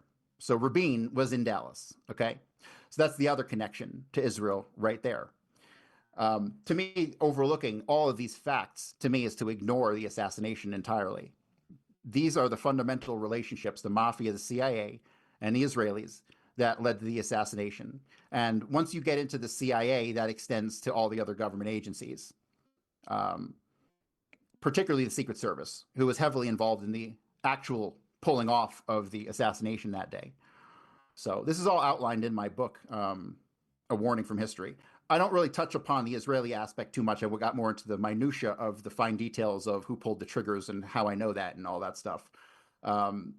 The Israeli angle requires a book unto itself. So, but that's it for my preamble. If there's any questions in regards to the Israeli angle, I can probably answer them. Yeah, no, absolutely. So he gave a fantastic monologue there. Guys, this is the #1 guy when it comes to JFK. I'll be honest with you, most people, He runs circles around them. So if you got questions on JFK, he knows every angle, whether it's CIA angle, the Israeli angle, the mafia angle, etc. If you're watching on stream, I actually got his book right here, A Warning from History, where he goes into this. I mean, we named the shooter by names here. He knows every single person that was actually involved. So if anybody got any question, start raising your guys' hands. I'm going to open this up for Q&A kind of, because I know some of you guys are going to have some good questions. Let me see here. So we'll go with, I don't see any hands up. We'll go to Chad. Go ahead. All right. So who pulled the triggers? How do we get there? Is that outlined in these newest file releases? Not good. No, it's not going to be ever. And all the information you're ever going to have on these guys is already out, and it's very scant in the collections already. So you have to understand, this is the most complex act of tradecraft that the CIA has ever attempted to pull off. And tradecraft is spycraft. It's all the spy techniques. It's the body doubles. It's the dead drops. It's all the stuff that you see in the movies, but on a realistic basis. Okay. When you get into Oswald and studying Oswald, you realize that Oswald didn't do any of the things that he is alleged to have done. Okay. Once he gets back from the Soviet Union, it is basically a full court press to set him up for something. But when you look at the dates of when they started to do actions around Oswald, it's long before the assassination. Okay. So initially, I believe Oswald was going to be repurposed. My brother-in-law died suddenly, and now my sister and her kids have to sell their home. That's why I told my husband we could not put off getting life insurance any longer. An agent offered us a 10-year, $500,000 policy for nearly $50 a month. Then we called SelectQuote. SelectQuote found us identical coverage for only $19 a month, a savings of $369 a year. Whether you need a $500,000 policy or a $5 million policy, SelectQuote could save you more than 50% on term life insurance. For your free quote, go to SelectQuote.com. SelectQuote.com. That's SelectQuote.com. SelectQuote. We shop, you save. Full details on example policies at SelectQuote.com/commercials. To defect to Cuba after he got back. And that was kind of the point of Mexico City. He was trying to get a visa to go to the Soviet Union, which that story, maybe we'll get to that. That story falls apart. That's what the documents are going to heavily focus on Mexico City, which is a distraction. It's basically irrelevant to the story. I went through a lot of stuff on Mexico City. A lot of stuff. So you'll find that Oswald's being impersonated in numerous places, not only New Orleans, but in Dallas. Like, everyone thinks that Oswald went to a shooting range called the Sportsdrome Rifle Range, where he interacted with a couple people, a guy named Garland Slack, and that he shot at other people's targets. This is false. That person who went there to shoot at other people's targets was not Oswald. It's very easily provable that that was a man named William Seymour. Oswald, the part of the story they leave out about the gun range in particular, is that Oswald was accompanied by a man who was described as being tall, heavy-set, dark-complected, a Latino, and he had a pockmarked face, okay? And so when you come to understand that Oswald impersonations were occurring all over the place, and that he was constantly being seen with this large, husky Latino with a pockmarked face, you start to realize that that's not Oswald, okay? That's William Seymour. And the trio of William Seymour, Lawrence Howard, who was the tall, pockmarked faced Mexican, and a guy named Loren Hall, they were deeply involved in the setup of Oswald going back way before, a year or 2 years before the assassination, going back to Bolton Ford, January 1961, when a man who presented the name Lee Oswald attempted to get a price quote for Jeeps that they were going to send to Cuba. Okay, Oswald's provably in the Soviet Union, yet the impersonation started in January of 61. Can I ask a question that might clarify something? Okay, so could this have been a protocol? Because they couldn't say it was done by Zionist Jews or whomever, whatever group. They wouldn't be able to know, since we have elections every 4 to 8 years, who would be that next president. Would this have been something that would have been in the works? Because you're speaking of these people as almost like ghost-like, which would take quite some time to build that person. You'd have to set so much emotion. This couldn't just be done in kind of a reactionary time of just a couple of years. If you have to, Correct. Basically, this is a protocol. This is something that they had planned long before Kennedy could have been, nominated or elected or whatever. Correct. This would have been something they would have had to just like, we're instituting this such and such protocol, and here is a quote unquote patsy or a Manchurian candidate lying in wait. Is that what Right. I'm getting at? Well, no, definitely. I don't know. There's no evidence to me of Manchurian Candidate anything other than you get some hypnotism stuff being done by David Ferry to molest these kids in the Civil Air Patrol. Other than that, I don't see any mind control aspects here, despite some intentional CIA propaganda that's been inserted into it. But just like it built, like for them to have had the time to project like this plan, they couldn't do it in like a 4 to 8 year nomination type of play. But this would have been something that they had already had in plan just for the next person that kind of misstepped. Well, no, I think that this was a plan to get Oswald into Cuba after he got back from the Soviet Union that was repurposed. Because the first action that we have that sets up Oswald didn't occur until March of 1963, and that's the ordering of the rifle, which was certainly not ever ordered by Oswald. Aside from Oswald, but just like this idea, this plan that whatever group used Oswald in this instance, this would have had to been something that was already calculated and pre-planned far before Kennedy was ever elected. I have so they're already setting up the president. Well, no, like I said, it was a repurposing of a team. Okay, so the first Oswald anomalies I have go back to 1945. Okay, but we're not going to talk about that stuff today. That's a whole other conversation. The story of Oswald and the story of the assassination are two completely and totally separate stories that intersect for a short period of time, and that's it. So Oswald was most certainly not involved in the assassination, and I'm the only person on the planet who to this day has not seen any evidence that Oswald was even present at the book depository on November 22nd. Every single incident that day that you analyze, every person who interacted with Oswald, everything that you read about Oswald in the book depository completely falls apart that day, to the point where I have concluded Oswald was never in the book depository on November 22nd. This brings me back to William Seymour and Lawrence Howard and Loren Hall, who were men who I can show, and I do demonstrate in my book, all the numerous incidents that they were attesting to be Oswald, who then is accompanied by this large husky Latin man. When you get to the incidents at the book depository involving Oswald, they all fall apart, starting with the ride to work from Buell Frazier. Buell Frazier allegedly gave Oswald a ride to work, and then he walks into the book depository with a package under his arm. That story is a lie. It completely falls apart when you read the statements and testimony of other people who witnessed these events. The Oswald who showed up at Buell Frazier's house that morning had a jacket. It was a gray, more or less flannel wool type jacket. But the story about Oswald is that he had to go home to get his jacket, right? So that falls apart. You have Oswald getting to the book depository and walking in with the package under his arm. But thanks to the testimony of a guy named Ed Shields, we know that story is fake. And that day, Buell Frazier attested to dropping his rider off in front of the building, which completely eliminates the possibility that the package story was ever true, right? So that falls apart. Every person you talk to or read statements from who talked to Oswald inside the building that day is very easily explainable by the presence of William Seymour impersonating Oswald, as he had been doing for months and months leading up to the assassination. And then there's more. We all know about the story of Oswald drinking a Coke on the second floor lunchroom 90 seconds after the assassination. That's another fiction that never happened. That actual incident occurred on the stairwell between the third and fourth floors.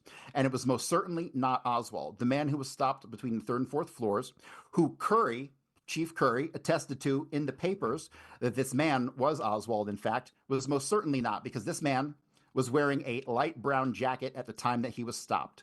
Thus, Oswald would have no need to go home to get his jacket because the man inside the building was already wearing a light brown jacket. Then you have this incident, which is supposed to have happened 90 seconds after the assassination, really couldn't have occurred minimum until 12:38 p.m. And so that shifts the entire timeline of activities inside the book depository. Now, why do I say that this incident didn't happen in the lunchroom on the second floor, and why did it happen at 12:38? Well, we have the statements of a reporter, a very famous man named Robert McNeil, who provided statements that he entered the building, asked to use the phone, and he used the phone, and the phone was time-stamped at 12:36 p.m. When he left the building, there were no cops in the building still. However, according to the official story, within 2 or 3 minutes, the building was full of cops. That's obviously another lie.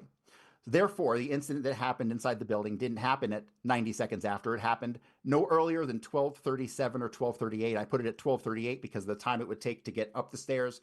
And so then from there, what you have is allegedly Oswald's getting on a bus at 12:40 p.m., but at the exact same time, 12:40 p.m., Oswald allegedly is seen running out the side of the book depository. Well, he will run down the hill and get into a green Nash Rambler station wagon, which will then leave and go to Oak Cliff. So I have no evidence Oswald was there that day at all.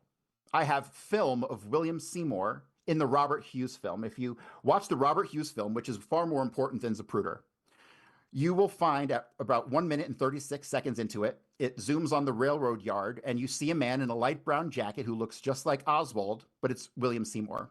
I know William Seymour because I've seen 100 pictures of him and studied him for years. It was William Seymour wearing the light brown jacket in the railroad yards captured in the Robert Hughes film. That, to me, was the icing on the cake that Oswald never worked there, was not there that day. And they wouldn't have replaced him the day of, so that means the 3 weeks that he allegedly worked there was never him. So this is obviously, there's far more detail in my book that explains this. And the relationships with William Seymour and Lawrence Howard are directly connected to David Ferry in New Orleans. David Ferry being the central figure and one of 2 shooters on the grassy knoll. By my calculations and witness statements, based on not only descriptions, but photographs I have of people in Dealey Plaza.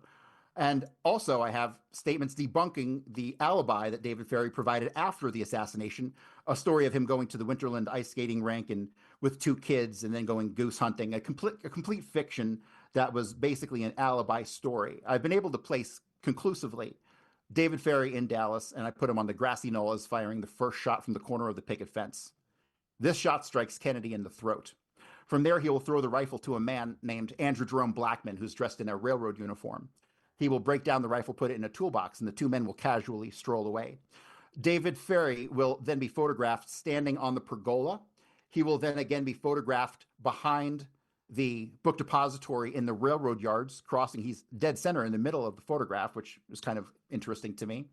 He's then seen inside a gray Plymouth behind the book depository by a woman named Velma. And this woman named Velma gives a very clear description of David Ferry that matches the description of David Ferry on the knoll, which was given by a man named Ed Hoffman. Velma will describe a man with a blue suit and a black hat with a wide felt band, just like Ed Hoffman describes on the knoll. She describes this man as having a grimace on his face and gave her dirty looks, and he had real heavy eyebrows.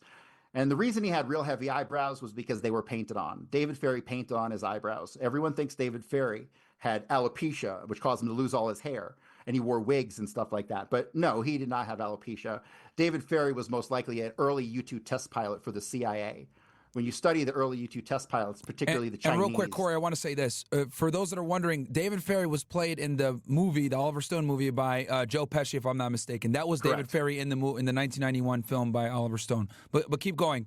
He's naming the shooters for you guys right now. So no one else I've seen actually names the shooters by name.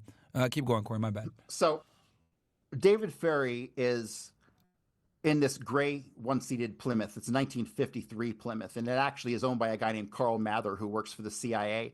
This vehicle will reappear at the Tippit shooting. It'll be parked behind Tippett's vehicle facing the opposite direction. Tippett will ultimately be shot by 2 men, David Ferry and Kerry Thornley. And guys, that's the Dallas police officer that was killed right before Oswald was arrested at the movie theater. Right. That's a whole other story. We'll get to that here in a moment. But so David Ferry was, and this, you can kind of reverse engineer David Ferry's involvement, starting with his alibi story. Ultimately, there's a man named Frank J. Chalona, who is a student at Southeastern University in Hammond, Louisiana. He's the roommate of a guy named Thomas Compton, who was in the Civil Air Patrol going back to like 56 with David Ferry. David Ferry ended up recruiting somehow the squadron of kids around him that he molested all of them, probably through hypnosis. But Thomas Compton was living in the dorms at Southeastern University in Hammond. His roommate, Frank Chalona, will provide a statement to the FBI that says when he went into his dorm room on Saturday, the day after the assassination, in the afternoon, about 3 o'clock, he sees a man sleeping in his roommate's bed. He gives a perfect description of David Ferry with hair that was pasted on to the hat that he wore and wearing a blue suit and everything. Okay, so David Ferry, at a time when he's supposed to be at the Winterland ice skating rink in Houston, he's not. Okay. It turns out that the Winterland was actually owned by Lyndon Johnson and the Johnson family enterprise. It was run by a woman named Mary Boots Roberts, who was basically married into the family of Jack Valenti, who I put as the shooter on the grassy knoll. So you have this intimate connection of people through this alibi story, but the alibi story falls apart. And I don't want to get too much into the Winterland. It's a CIA front business, basically. And David Ferrie was never there. And if David Ferrie was never in Houston, and we have this huge alibi story and hundreds of pages of FBI investigation into this alibi story, if he was never a part of that, why is that? Well, obviously, because he was in Dallas. And what he did was he went from Dallas directly to Hammond, Louisiana. He never went to Houston. The entire Houston story, which really could fill a book unto itself, that is his alibi, and it's completely fictional. So David Ferrie's involvement to me is concrete. Plus, we have Jack Martin, who worked with Guy Bannister, who told the FBI that David Ferrie was in Fort Worth 2 days before the assassination. So it's go pretty ahead. clear. Finish up, and then I was going to see if anyone else had questions. I'm sure you're going crazy right now with the information, and I'm sure people might have some questions. Suleiman, Simon, I know you guys are in here as well. Welcome to the space. Dom, I guess he's answering Chad's question right here, knocking it out the park. But go ahead, man. I'll let you finish it, and if anyone else has questions. Guys, if you got questions, just raise your hand on Twitter on the space, and then I'll bring you up so that you can ask your question. But my bad, Cory, go ahead. So we're talking to shooters, right? So let's get back to the shooters. Yeah. So we have a witness in the Dealey Plaza whose name is Arnold Rowland. And on the 6th floor in the sniper's nest, he clearly describes the man who was in the sniper's nest as being a large Cuban, dark complected. He says possibly like a Negro, but not as dark. And then he says that this man's face was marked in some kind of, it was either wrinkled or marked in some kind of way. Now, give me a break. How many people in the storyline match the description of a large husky Latino with a pockmarked face who is dark complected? I mean, there's only one, and it's Lawrence Howard. And so then this is where relationships come into play, and the relationships with William Seymour, which supports the notion that Oswald was never there and William Seymour was. Because let me ask you a question. Do you really think if they're going to import multiple assassins into a building to kill the president, that they're going to let their patsy just wander around the building? At any given time, he could just bump into them, rifles and all? No, it's ridiculous. It's the dumbest story since gas chambers. So ultimately, you have on the 6th floor Lawrence Howard and his partner in crime, Lauren Hall. And then they found a rifle on the roof. It was identified as a Mauser. This came out in a book from 1966. They did find a Mauser on the roof that they never actually linked to anybody. But by my suspicions, we have the Rose Jeremy story. And I'm not going to get too deep into that, but we have two men, Sergio Arcacha and... My brother-in-law died suddenly, and now my sister and her kids have to sell their home. That's why I told my husband we could not put off getting life insurance any longer. An agent offered us a 10-year, $500,000 policy for nearly $50 a month. Then we called SelectQuote. SelectQuote found us identical coverage for only $19 a month, a savings of $369 a year.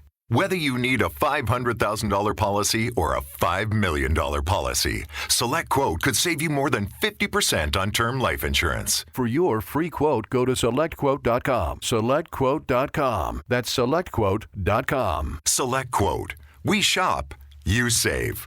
Full details on example policies at SelectQuote.com/commercials. Emilio Santana, who basically are on their way to Dallas before the assassination, as per numerous witnesses. So I place basically Sergio Arcacha on the roof, although that needs some more substantiation, but it was kind of a process of elimination. From there, Emilio Santana also in Dallas, and basically I put him as the shooter at the Daltex, when I can tell you there was nobody in the Daltex. The shooter from the Daltex building shot from the ledge underneath the fire escape. And so what I did was I took the Algins photo and I basically ran it through some filters and contrast changes, and out of the darkness emerges a face and two hands directly underneath the fire escape. So to me, it's pretty clear that there was a shooter under the fire escape there. That's where that shot came from. And when you look at the evidence, you find the commission's jacket exhibits, which are pictures of the jacket. Kennedy was shot in the back twice. Everyone keeps saying he was shot in the back once, but no. There are two clear bullet holes in Kennedy's jacket when you study the jacket exhibits. So to me, the shot that went through the windshield and the shot that hit the curb that struck James Tague in the face while he was under the overpass, to me, those appear to be shots that came almost parallel from the Daltex in a straight line, shot by Emilio Santana. Now, this is why I believe that they had to make up the story about 90 seconds after the assassination. Oswald was stopped with a Coke. And I think that story was created to cover for the fact that there was an arrest in Dealey Plaza, which is captured in Willis photo number 10. In Willis photo number 10, they are arresting a man dressed all in black. you can clearly see one of the officers holding a rifle behind him. My team actually just identified another rifle in Dealey Plaza, a Remington rifle that was carried out of the book depository. So this incident involved Baker. Baker made this arrest. So Baker could not have gone in the building 90 seconds after. Baker basically runs. People think Baker ran into the book depository, and that's what his testimony was, but that's false. In the film, I believe it's the Couch film, or maybe one of the other films, you can see here they're taking that man into custody, and one of the cops is holding a rifle. So basically, this puts the incident with Oswald on the second floor with the coke far beyond the 90-second threshhold that we're told. And I believe that story was made up to cover for the fact that they made this arrest. If you guys are wondering, I'm showing some of these pictures on screen because we're doing a space, but I'm also live streaming this as well, so you guys can see some of the photos that he's talking about. We'll go to some of these hands here. Chad, I think you got your question answered. Dom, Suleiman, or Simon, any of you guys want to say anything or ask Cory a question while I got him here? I know you guys don't have your hands up, but...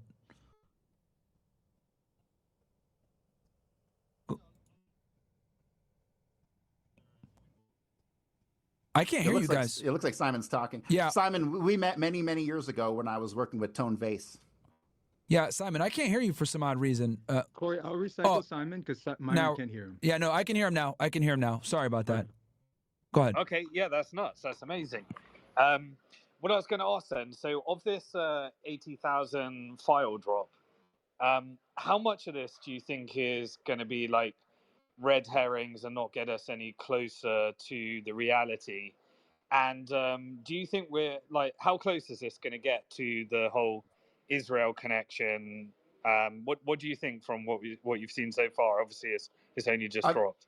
Yeah, it's only just dropped. I've only randomly flipped through a couple of things, and like I'm not interested in really any of it. The things that I'm interested in, we're never going to get. The things I'm interested in have to do with Oswald and Oswald's family going back to 1941. And the reason I say that is because Marguerite Oswald joined the Navy, the Waves program, in 41 or 42, and it's been completely covered up and hidden from history. And I want to know why. Oswald anomalies begin in 1945. Okay, I have proof that Oswald was in two places at once for most of his life from 1945 onward. Different conflicting school records, conflicting addresses, conflicting witnesses, conflicting friends, conflicting everything. Oswald and his family were obviously part of some form of intelligence identity operation going back long before the Kennedy assassination. This was originally pointed out by John Armstrong, but many people kind of disregard Armstrong's work because the conclusions that he drew on his own data are very faulty. But there is no doubt in my mind whatsoever that Oswald, his mother, his brother Robert, his Aunt Lillian, his two cousins, John Moret and Dorothea Moret, were all involved in some form of intelligence work. And I think that's what they're hiding. And they're not hiding much about the assassination. They're hiding everything, but we're not going to get anything. We're not going to get anything. And these 80,000 pages are going to be fluff. They're going to focus on, I'm going to call it right now, Soviet Union. They're going to focus on Mexico City and Cuba, which are all red herrings. Yeah, I've already looked through it. A lot of it is Mexico City, him meeting with this KGB guy. And right. Soviet so Union Oswald visas. Oswald never went to Mexico City either. That's another red herring. So when you dig into the story, first off, my brother-in-law died suddenly, and now my sister and her kids have to sell their home. That's why I told my husband we could not put off getting life insurance any longer. An agent offered us a 10-year, $500,000 policy for nearly $50 a month. Then we called SelectQuote. SelectQuote found us identical coverage for only $19 a month, a savings of $369 a year. Whether you need a $500,000 policy or a $5 million policy, SelectQuote could save you more than 50% on term life insurance. For your free quote, go to SelectQuote.com. SelectQuote.com. That's SelectQuote.com. SelectQuote. We shop, you save. Full details on example policies at SelectQuote.com/commercials. Oswald had to have crossed the border to get to Mexico on September 26th. He arrives 10 a.m. in the morning on September 27th. But I have Oswald clearly in New Orleans on September 26th, where he was closing out his P.O. box and he left a forwarding address to the Payne residence, which is where he lived in Dallas. Okay, he never lived at any of the boarding houses that we're told. He was being impersonated by Kerry Thornley. Kerry Thornley was his Marine buddy, who, I don't know if I told this story here or earlier, but This is like my third talk tonight. So no, you haven't. Do you have a picture of him that you could share with me, Cory, so I can put him up on screen for everybody so they can see who this guy is? Because he does look a lot like Oswald. If you just Google it, I'd have to pull up my notes and stuff. I got it. Don't worry about it. I'll get it up right now. You keep going. I'll show it on screen to them. Kerry Thornley's in the Marines with Oswald for like 2 months, barely with him at all. But then after that, he gets sent to Atsugi, Japan, where he's sent to Oswald's old units. Along the way, he is basically, he claims in the Warren Commission testimony that he was only in the reserves and he never really did anything with the Marines. But I got a hold of his actual Marine record, and the guy was really busy. He was an amphibious assault guy. He was recruited through the Voice of Democracy contest back when he was still in high school by the CIA. And so ultimately, Kerry Thornley is tasked with intel on Oswald, starting while they're both in the Marines. The evidence is overwhelming for this. Kerry Thornley's actions make no sense in regards to what he did in the Marines. And one thing I find very suspicious is 2 days after Oswald leaves the Marine Corps on September 11th of 59, basically you have Kerry Thornley, who's in Atsugi, who's in Oswald's old unit, where he's taking notes on Oswald, photographing the guys in Oswald's unit, and asking questions about Oswald using the alias of Rick Thornley. He then comes back. He's flown back 2 days after Oswald leaves the Marine Corps because he allegedly won some sort of Marine Corps competition, and he's in Washington, D.C. for a week before being sent back to Atsugi. That I still have to do some more digging into. I don't understand the relevance there. But to me, it appears that it's too closely connected to Oswald's leaving the Marines for it to not be connected. After that, you have Kerry Thornley gets out of the Marines, and he writes a book called The Idle Warriors, which is about Oswald, and he finishes it in 1961. So he had a rough draft in 1960 that was in the newspapers and stuff that people wrote about in Whittier, California. You see, originally he was like a science nerd, won science fairs, entered contests, straight A student. His records in the Marines show that he got like 4.0 on everything, which is perfect score on all his behavior and work and everything. The guy was the perfect recruit. He goes on after the assassination to form Discordianism, which Discordianism is another one of these CIA-funded counterculture experiments. But Kerry Thornley will ultimately meet up again with Oswald when he gets back from the Soviet Union, but this is covered up also. We only know this because of testimony from a girl named Jeannie Hack, who was a friend of both of them in New Orleans, who saw them together at the Bourbon House. But ultimately, everything that you know about Oswald's interaction with Fair Play for Cuba Committee, all that communist stuff, that was all being done by Kerry Thornley. The flyers that were printed at Jones Printing were printed by a guy named Douglas Jones. And when a researcher named Harold Weisberg went and interviewed Douglas Jones, he showed him 100 pictures. And out of those 100 pictures, Jones picked out 4 pictures of the man who actually ordered the flyers. And it was Kerry Thornley, all 4 of them. Kerry Thornley clearly was a handler of Oswald of sorts, but he was kept, from what I can tell, he was kept at arm's length from the rest of the guys in the crew in New Orleans, David Ferry and all those guys. The only people I can connect to Oswald in New Orleans are Kerry Thornley and Clay Shaw. Clay Shaw went to Oswald's aunt's house looking for him after the assassination. So at some point, or before the assassination, so at some point, Clay Shaw was interacting with Oswald. So we can say that with certainty. And Clay Shaw was in the movie as well. For those that are wondering, he was in the 1991 movie. He was one of the guys that was like one of David Ferry's like lovers or whatever. He was the only person that was actually successfully indicted by Jim Garrison on this situation.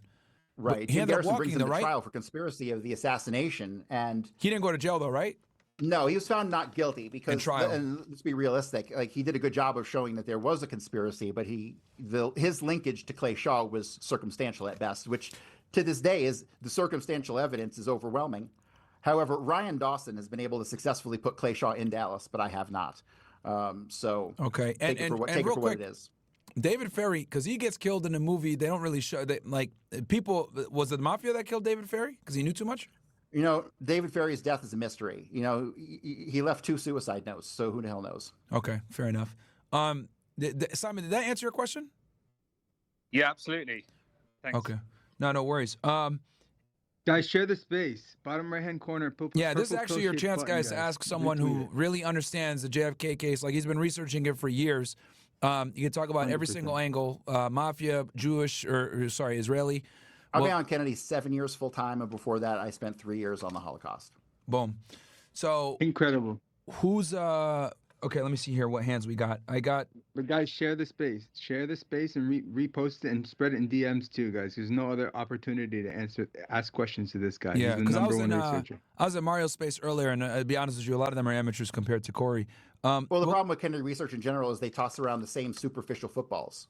I mean, it's all it is. It's they're moving pieces around a board and they're not getting anywhere. They don't ever talk about because here's the thing. When it comes to documents, you got all the answers in documents already. The mob files, the Jack Valenti file, files that have nothing to the NUMEC files that have nothing to do with Kennedy. So I don't know what people are waiting for. All the good stuff is already out. So there's no smoking guns.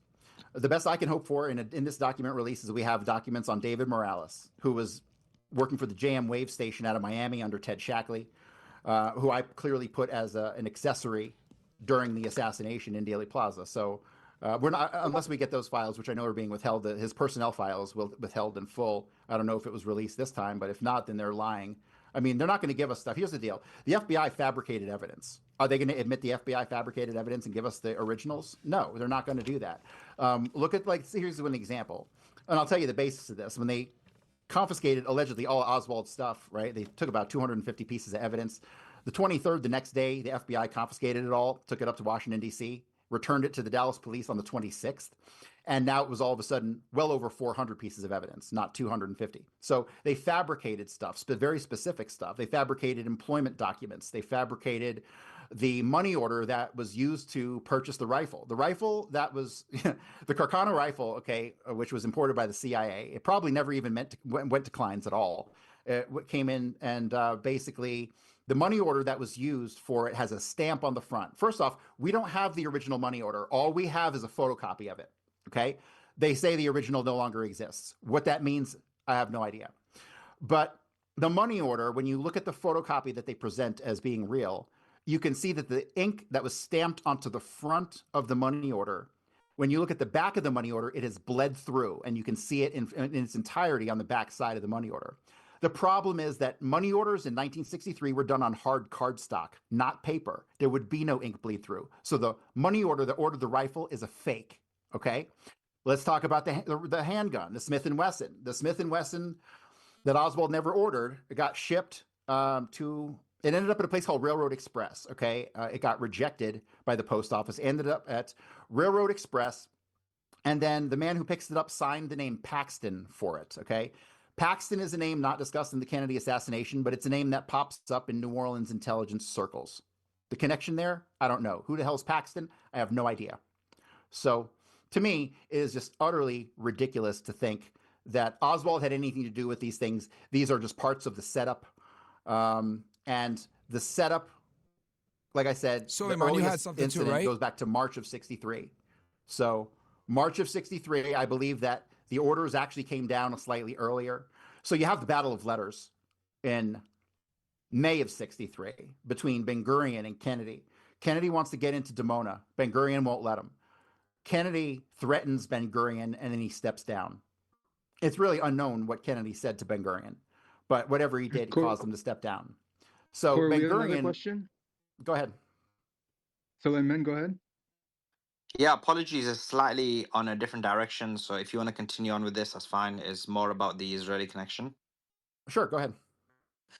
So we've seen a couple of releases of documents. I think Dawson said that they weren't new, which implicate Israel. Also, the redactions state that the name of Israel had to be completely redacted from the documents. Right. So my first question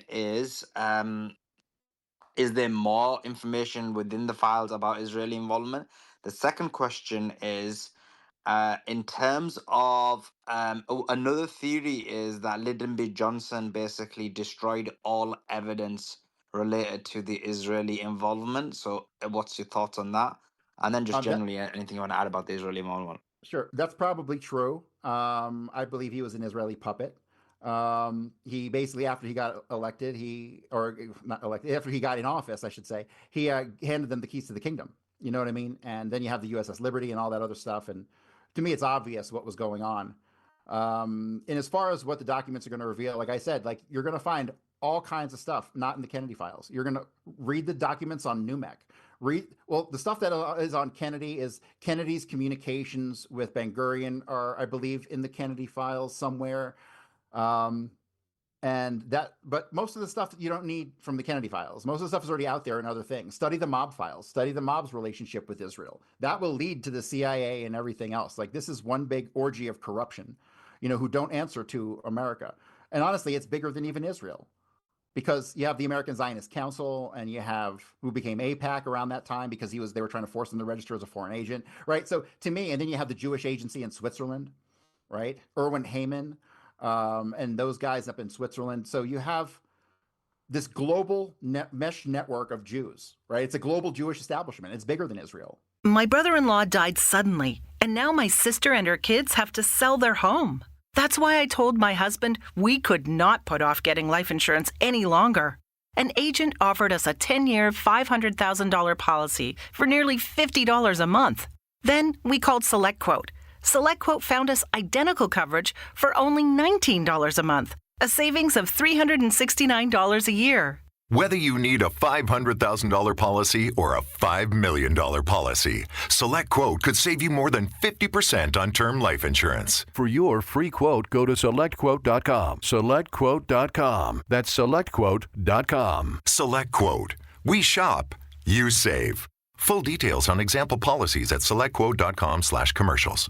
And that's really who was behind it. That's who controlled everything since Kennedy was killed. If you ask me, America ended on November 22nd. We were taken over by a foreign entity on that date. That explains Corey, everything that's happened didn't since. Oswald spend a lot of time in Switzerland when he was on post with the OSS? I'm sorry, can you repeat the question? Didn't Alan Dulles spend a lot of his time on post with the OSS in Switzerland? I'm not an expert on that, but I'm a little familiar, and I believe that is correct. But so you had another question? Yeah, any other questions? I have a quick one. I'm seeing a couple people report that Lee Harvey Oswald and Jack Ruby, or Jack Rubenstein, or whatever his name is, apparently they met a few weeks prior to JFK's death. Is there any truth in that? You see, this falls back to me. I don't believe so. To me, what I do believe is that Jack Ruby was interacting with Kerry Thornley 100%. I can guarantee that. And I also have evidence, November 10th, 1963, that William Seymour, Lauren Hall, and Lawrence Howard were in the Carousel Club, witnessed by a guy there named Harvey Wade, who was in town from Chicago, who provided a statement to the FBI. So I have no doubts that people who witnessed Oswald interactions with Jack Ruby was not actually Oswald. I want to ask one more. You got to understand, this is tradecraft. This is like modus operandi for the CIA. Like, it's shocking to us, and the idea that they would use body doubles or people impersonating people, but no. A new book recently came out called I Know a Woman by Mary Haverstich, I believe her name is. And she talks about the well-known female spy June Cobb. And there's a section in the book where she talks about another woman named Jerry Cobb. And they explain that June Cobb and Jerry Cobb basically switched lives as part of their intelligence work. This is like modus operandi for these people. This is not anything new or shocking. And if you ask me, this has probably been naval intelligence modus operandi going back to the 1800s, because people I know who've studied Lincoln say that John Wilkes Booth had a body double, right? So who the hell knows? But what I'm saying is this is the CIA and how they operate. And whether it's shocking to us or not really is irrelevant. All right, I had one more question. Go ahead. Go ahead. Cool, thanks, man. And Myron, I know you've been streaming for a while, so I don't know if you've seen this. And Corey, I know that you haven't had a chance to review the documents yet, but I'm seeing from all the mainstream MAGA influencers, I'm seeing one document float around, and they're basically saying it directly implicates the CIA. It mentions a small clique of CIA members. Someone by the name of Gary Underhall is what this story is about. But the thing is that what they don't understand is all that is a summary of a magazine article that was from June 1967 from Ramparts magazine. Right. And so I don't understand. Are they just misinterpreting this, or what's your interpretation? Probably, because I'll tell you with certainty that anytime articles came out in big publications, the FBI did reports on them. So those reports can most certainly be misinterpreted as having been source material. Okay, because I see like Myron. I don't know if you've seen, but like Colin Rugg and tons of other huge names are floating this document around and basically saying the CIA did it. And now everyone's just posting, Trump drone fireworks, and they're just moving on. So it's kind of like this is a big nothing burger, and you can kind of tell from sort of the coordinated proverbial yawn that the MAGA influencers are giving that they almost want this to be a nothing burger. That's what it seems like to me. I don't know if the audience thinks that or if you guys think that. 100%. I agree. Yeah, the problem with the MAGA retards, and I've said this and I've been extremely critical of this for a while, is they refuse to, number one, be critical of Trump, and then number two, they refuse to be critical of Israel or Zionism or any of the bullshit that Israel has done in the past, to include being involved, in the assassination of a former sitting president. So yeah, I mean, I'm not surprised that they would say something like that. And then also, we know that this is just one wave. Aren't they supposed to release even more stuff? I think they say this is the entirety of it, but there's one thing. Anna Paulina Luna here. Well, not that she's the most trustworthy, but she just mentioned here like an hour ago that they're actively releasing things as we speak. And she's even saying some smart ass shit like, come to Maryland and you don't need to wait for them to be uploaded if you want to see them in person. Yeah, but, that's one thing. Yeah, there's a lot released in the National Archive in College Park, Maryland, and they said that you have to wait for it to be digitized and they're going to be uploading it. But I did notice something at the top of each one. It says it's a 2025 release under the President John F. Kennedy Assassination Records Act of 1992, which was authorized under Clinton. And I said this to Ryan Dawson, and he said that, well, the interesting stuff that we all want to see probably wasn't reviewed by that committee, so it wouldn't even fall under this act. So the act that he's releasing it under won't actually show ever the stuff that was never shown to that committee. And do you think that's where the more interesting stuff is, and the things that maybe you were looking at, like the 1941 documents and the stuff about Oswald's family? Well, that stuff, I think the only record I have of some of these documents that I know exist are within other documents, but they're not on lists of withheld documents. You know what I mean? So here's another thing I realize is that people releasing documents today don't know what the hell they're talking about. They don't know what's in these documents. Even if they do a quick read of them, unless there's something that jumps off the page, if there's something subtle in there, they're not going to know, right? Like the statements from Frank Chilona putting David Ferry in Hammond on Saturday when he should be in Houston, right? Like whoever released that didn't know the relevance of that statement because there's nothing that jumps off the page as having been important. So that's where you find all the good stuff. The good stuff is subtle. It never jumps out at the page at you. The good stuff corroborates a date or a time or something, right? Like I'll give you an example. We all know Oswald gets out of the Marines September 59. However, I have a Marine Corps record from a sergeant that said that Oswald got out in July of 59. No other documents reference that at all, but I have one. Then I find one document where Robert Oswald, his brother, says that after Oswald got out of the Marines, he stayed with him in Fort Worth for several months before going to New Orleans to go to the Soviet Union. So which is it, right? But each of those are just offhand statements that are made in FBI reports that whoever released them didn't understand what they were releasing. You know what I mean? So that, I think, is another issue. All the good stuff is out. Like, we have it. Or else I wouldn't have been able to write a book. So that's kind of my take on the documents in general. I had a question, Cory. Sure. Why do you believe that the current administration would release any documents regarding to the JFK assassination due to their allegiance to the Zionist crooks? Honestly, it beats me. Trump's behavior in office to me is very contradictory. It doesn't fit any patterns we've ever seen before. I don't see how you can simultaneously support the global Jewish establishment yet gut all their financial sources like he's doing with USAID if he's really doing that stuff. That to me is contradictory and doesn't make any sense.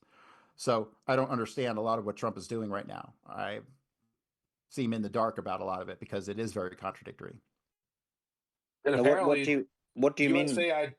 What do you mean by him cutting Israeli U.S. aid that benefits Israel?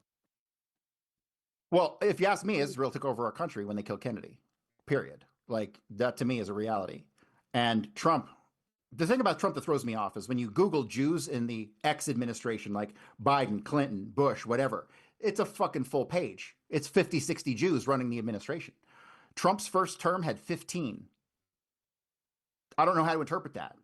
Yeah, That to his me seems current like he gave. administration is the least Jewish in It's the the least. past 100 It's the years. least Jewish and most Zionist, which is fucking crazy to me. True. So But I don't know. Are they Cory, Zionist or are they Masonic? That's the real question. Okay.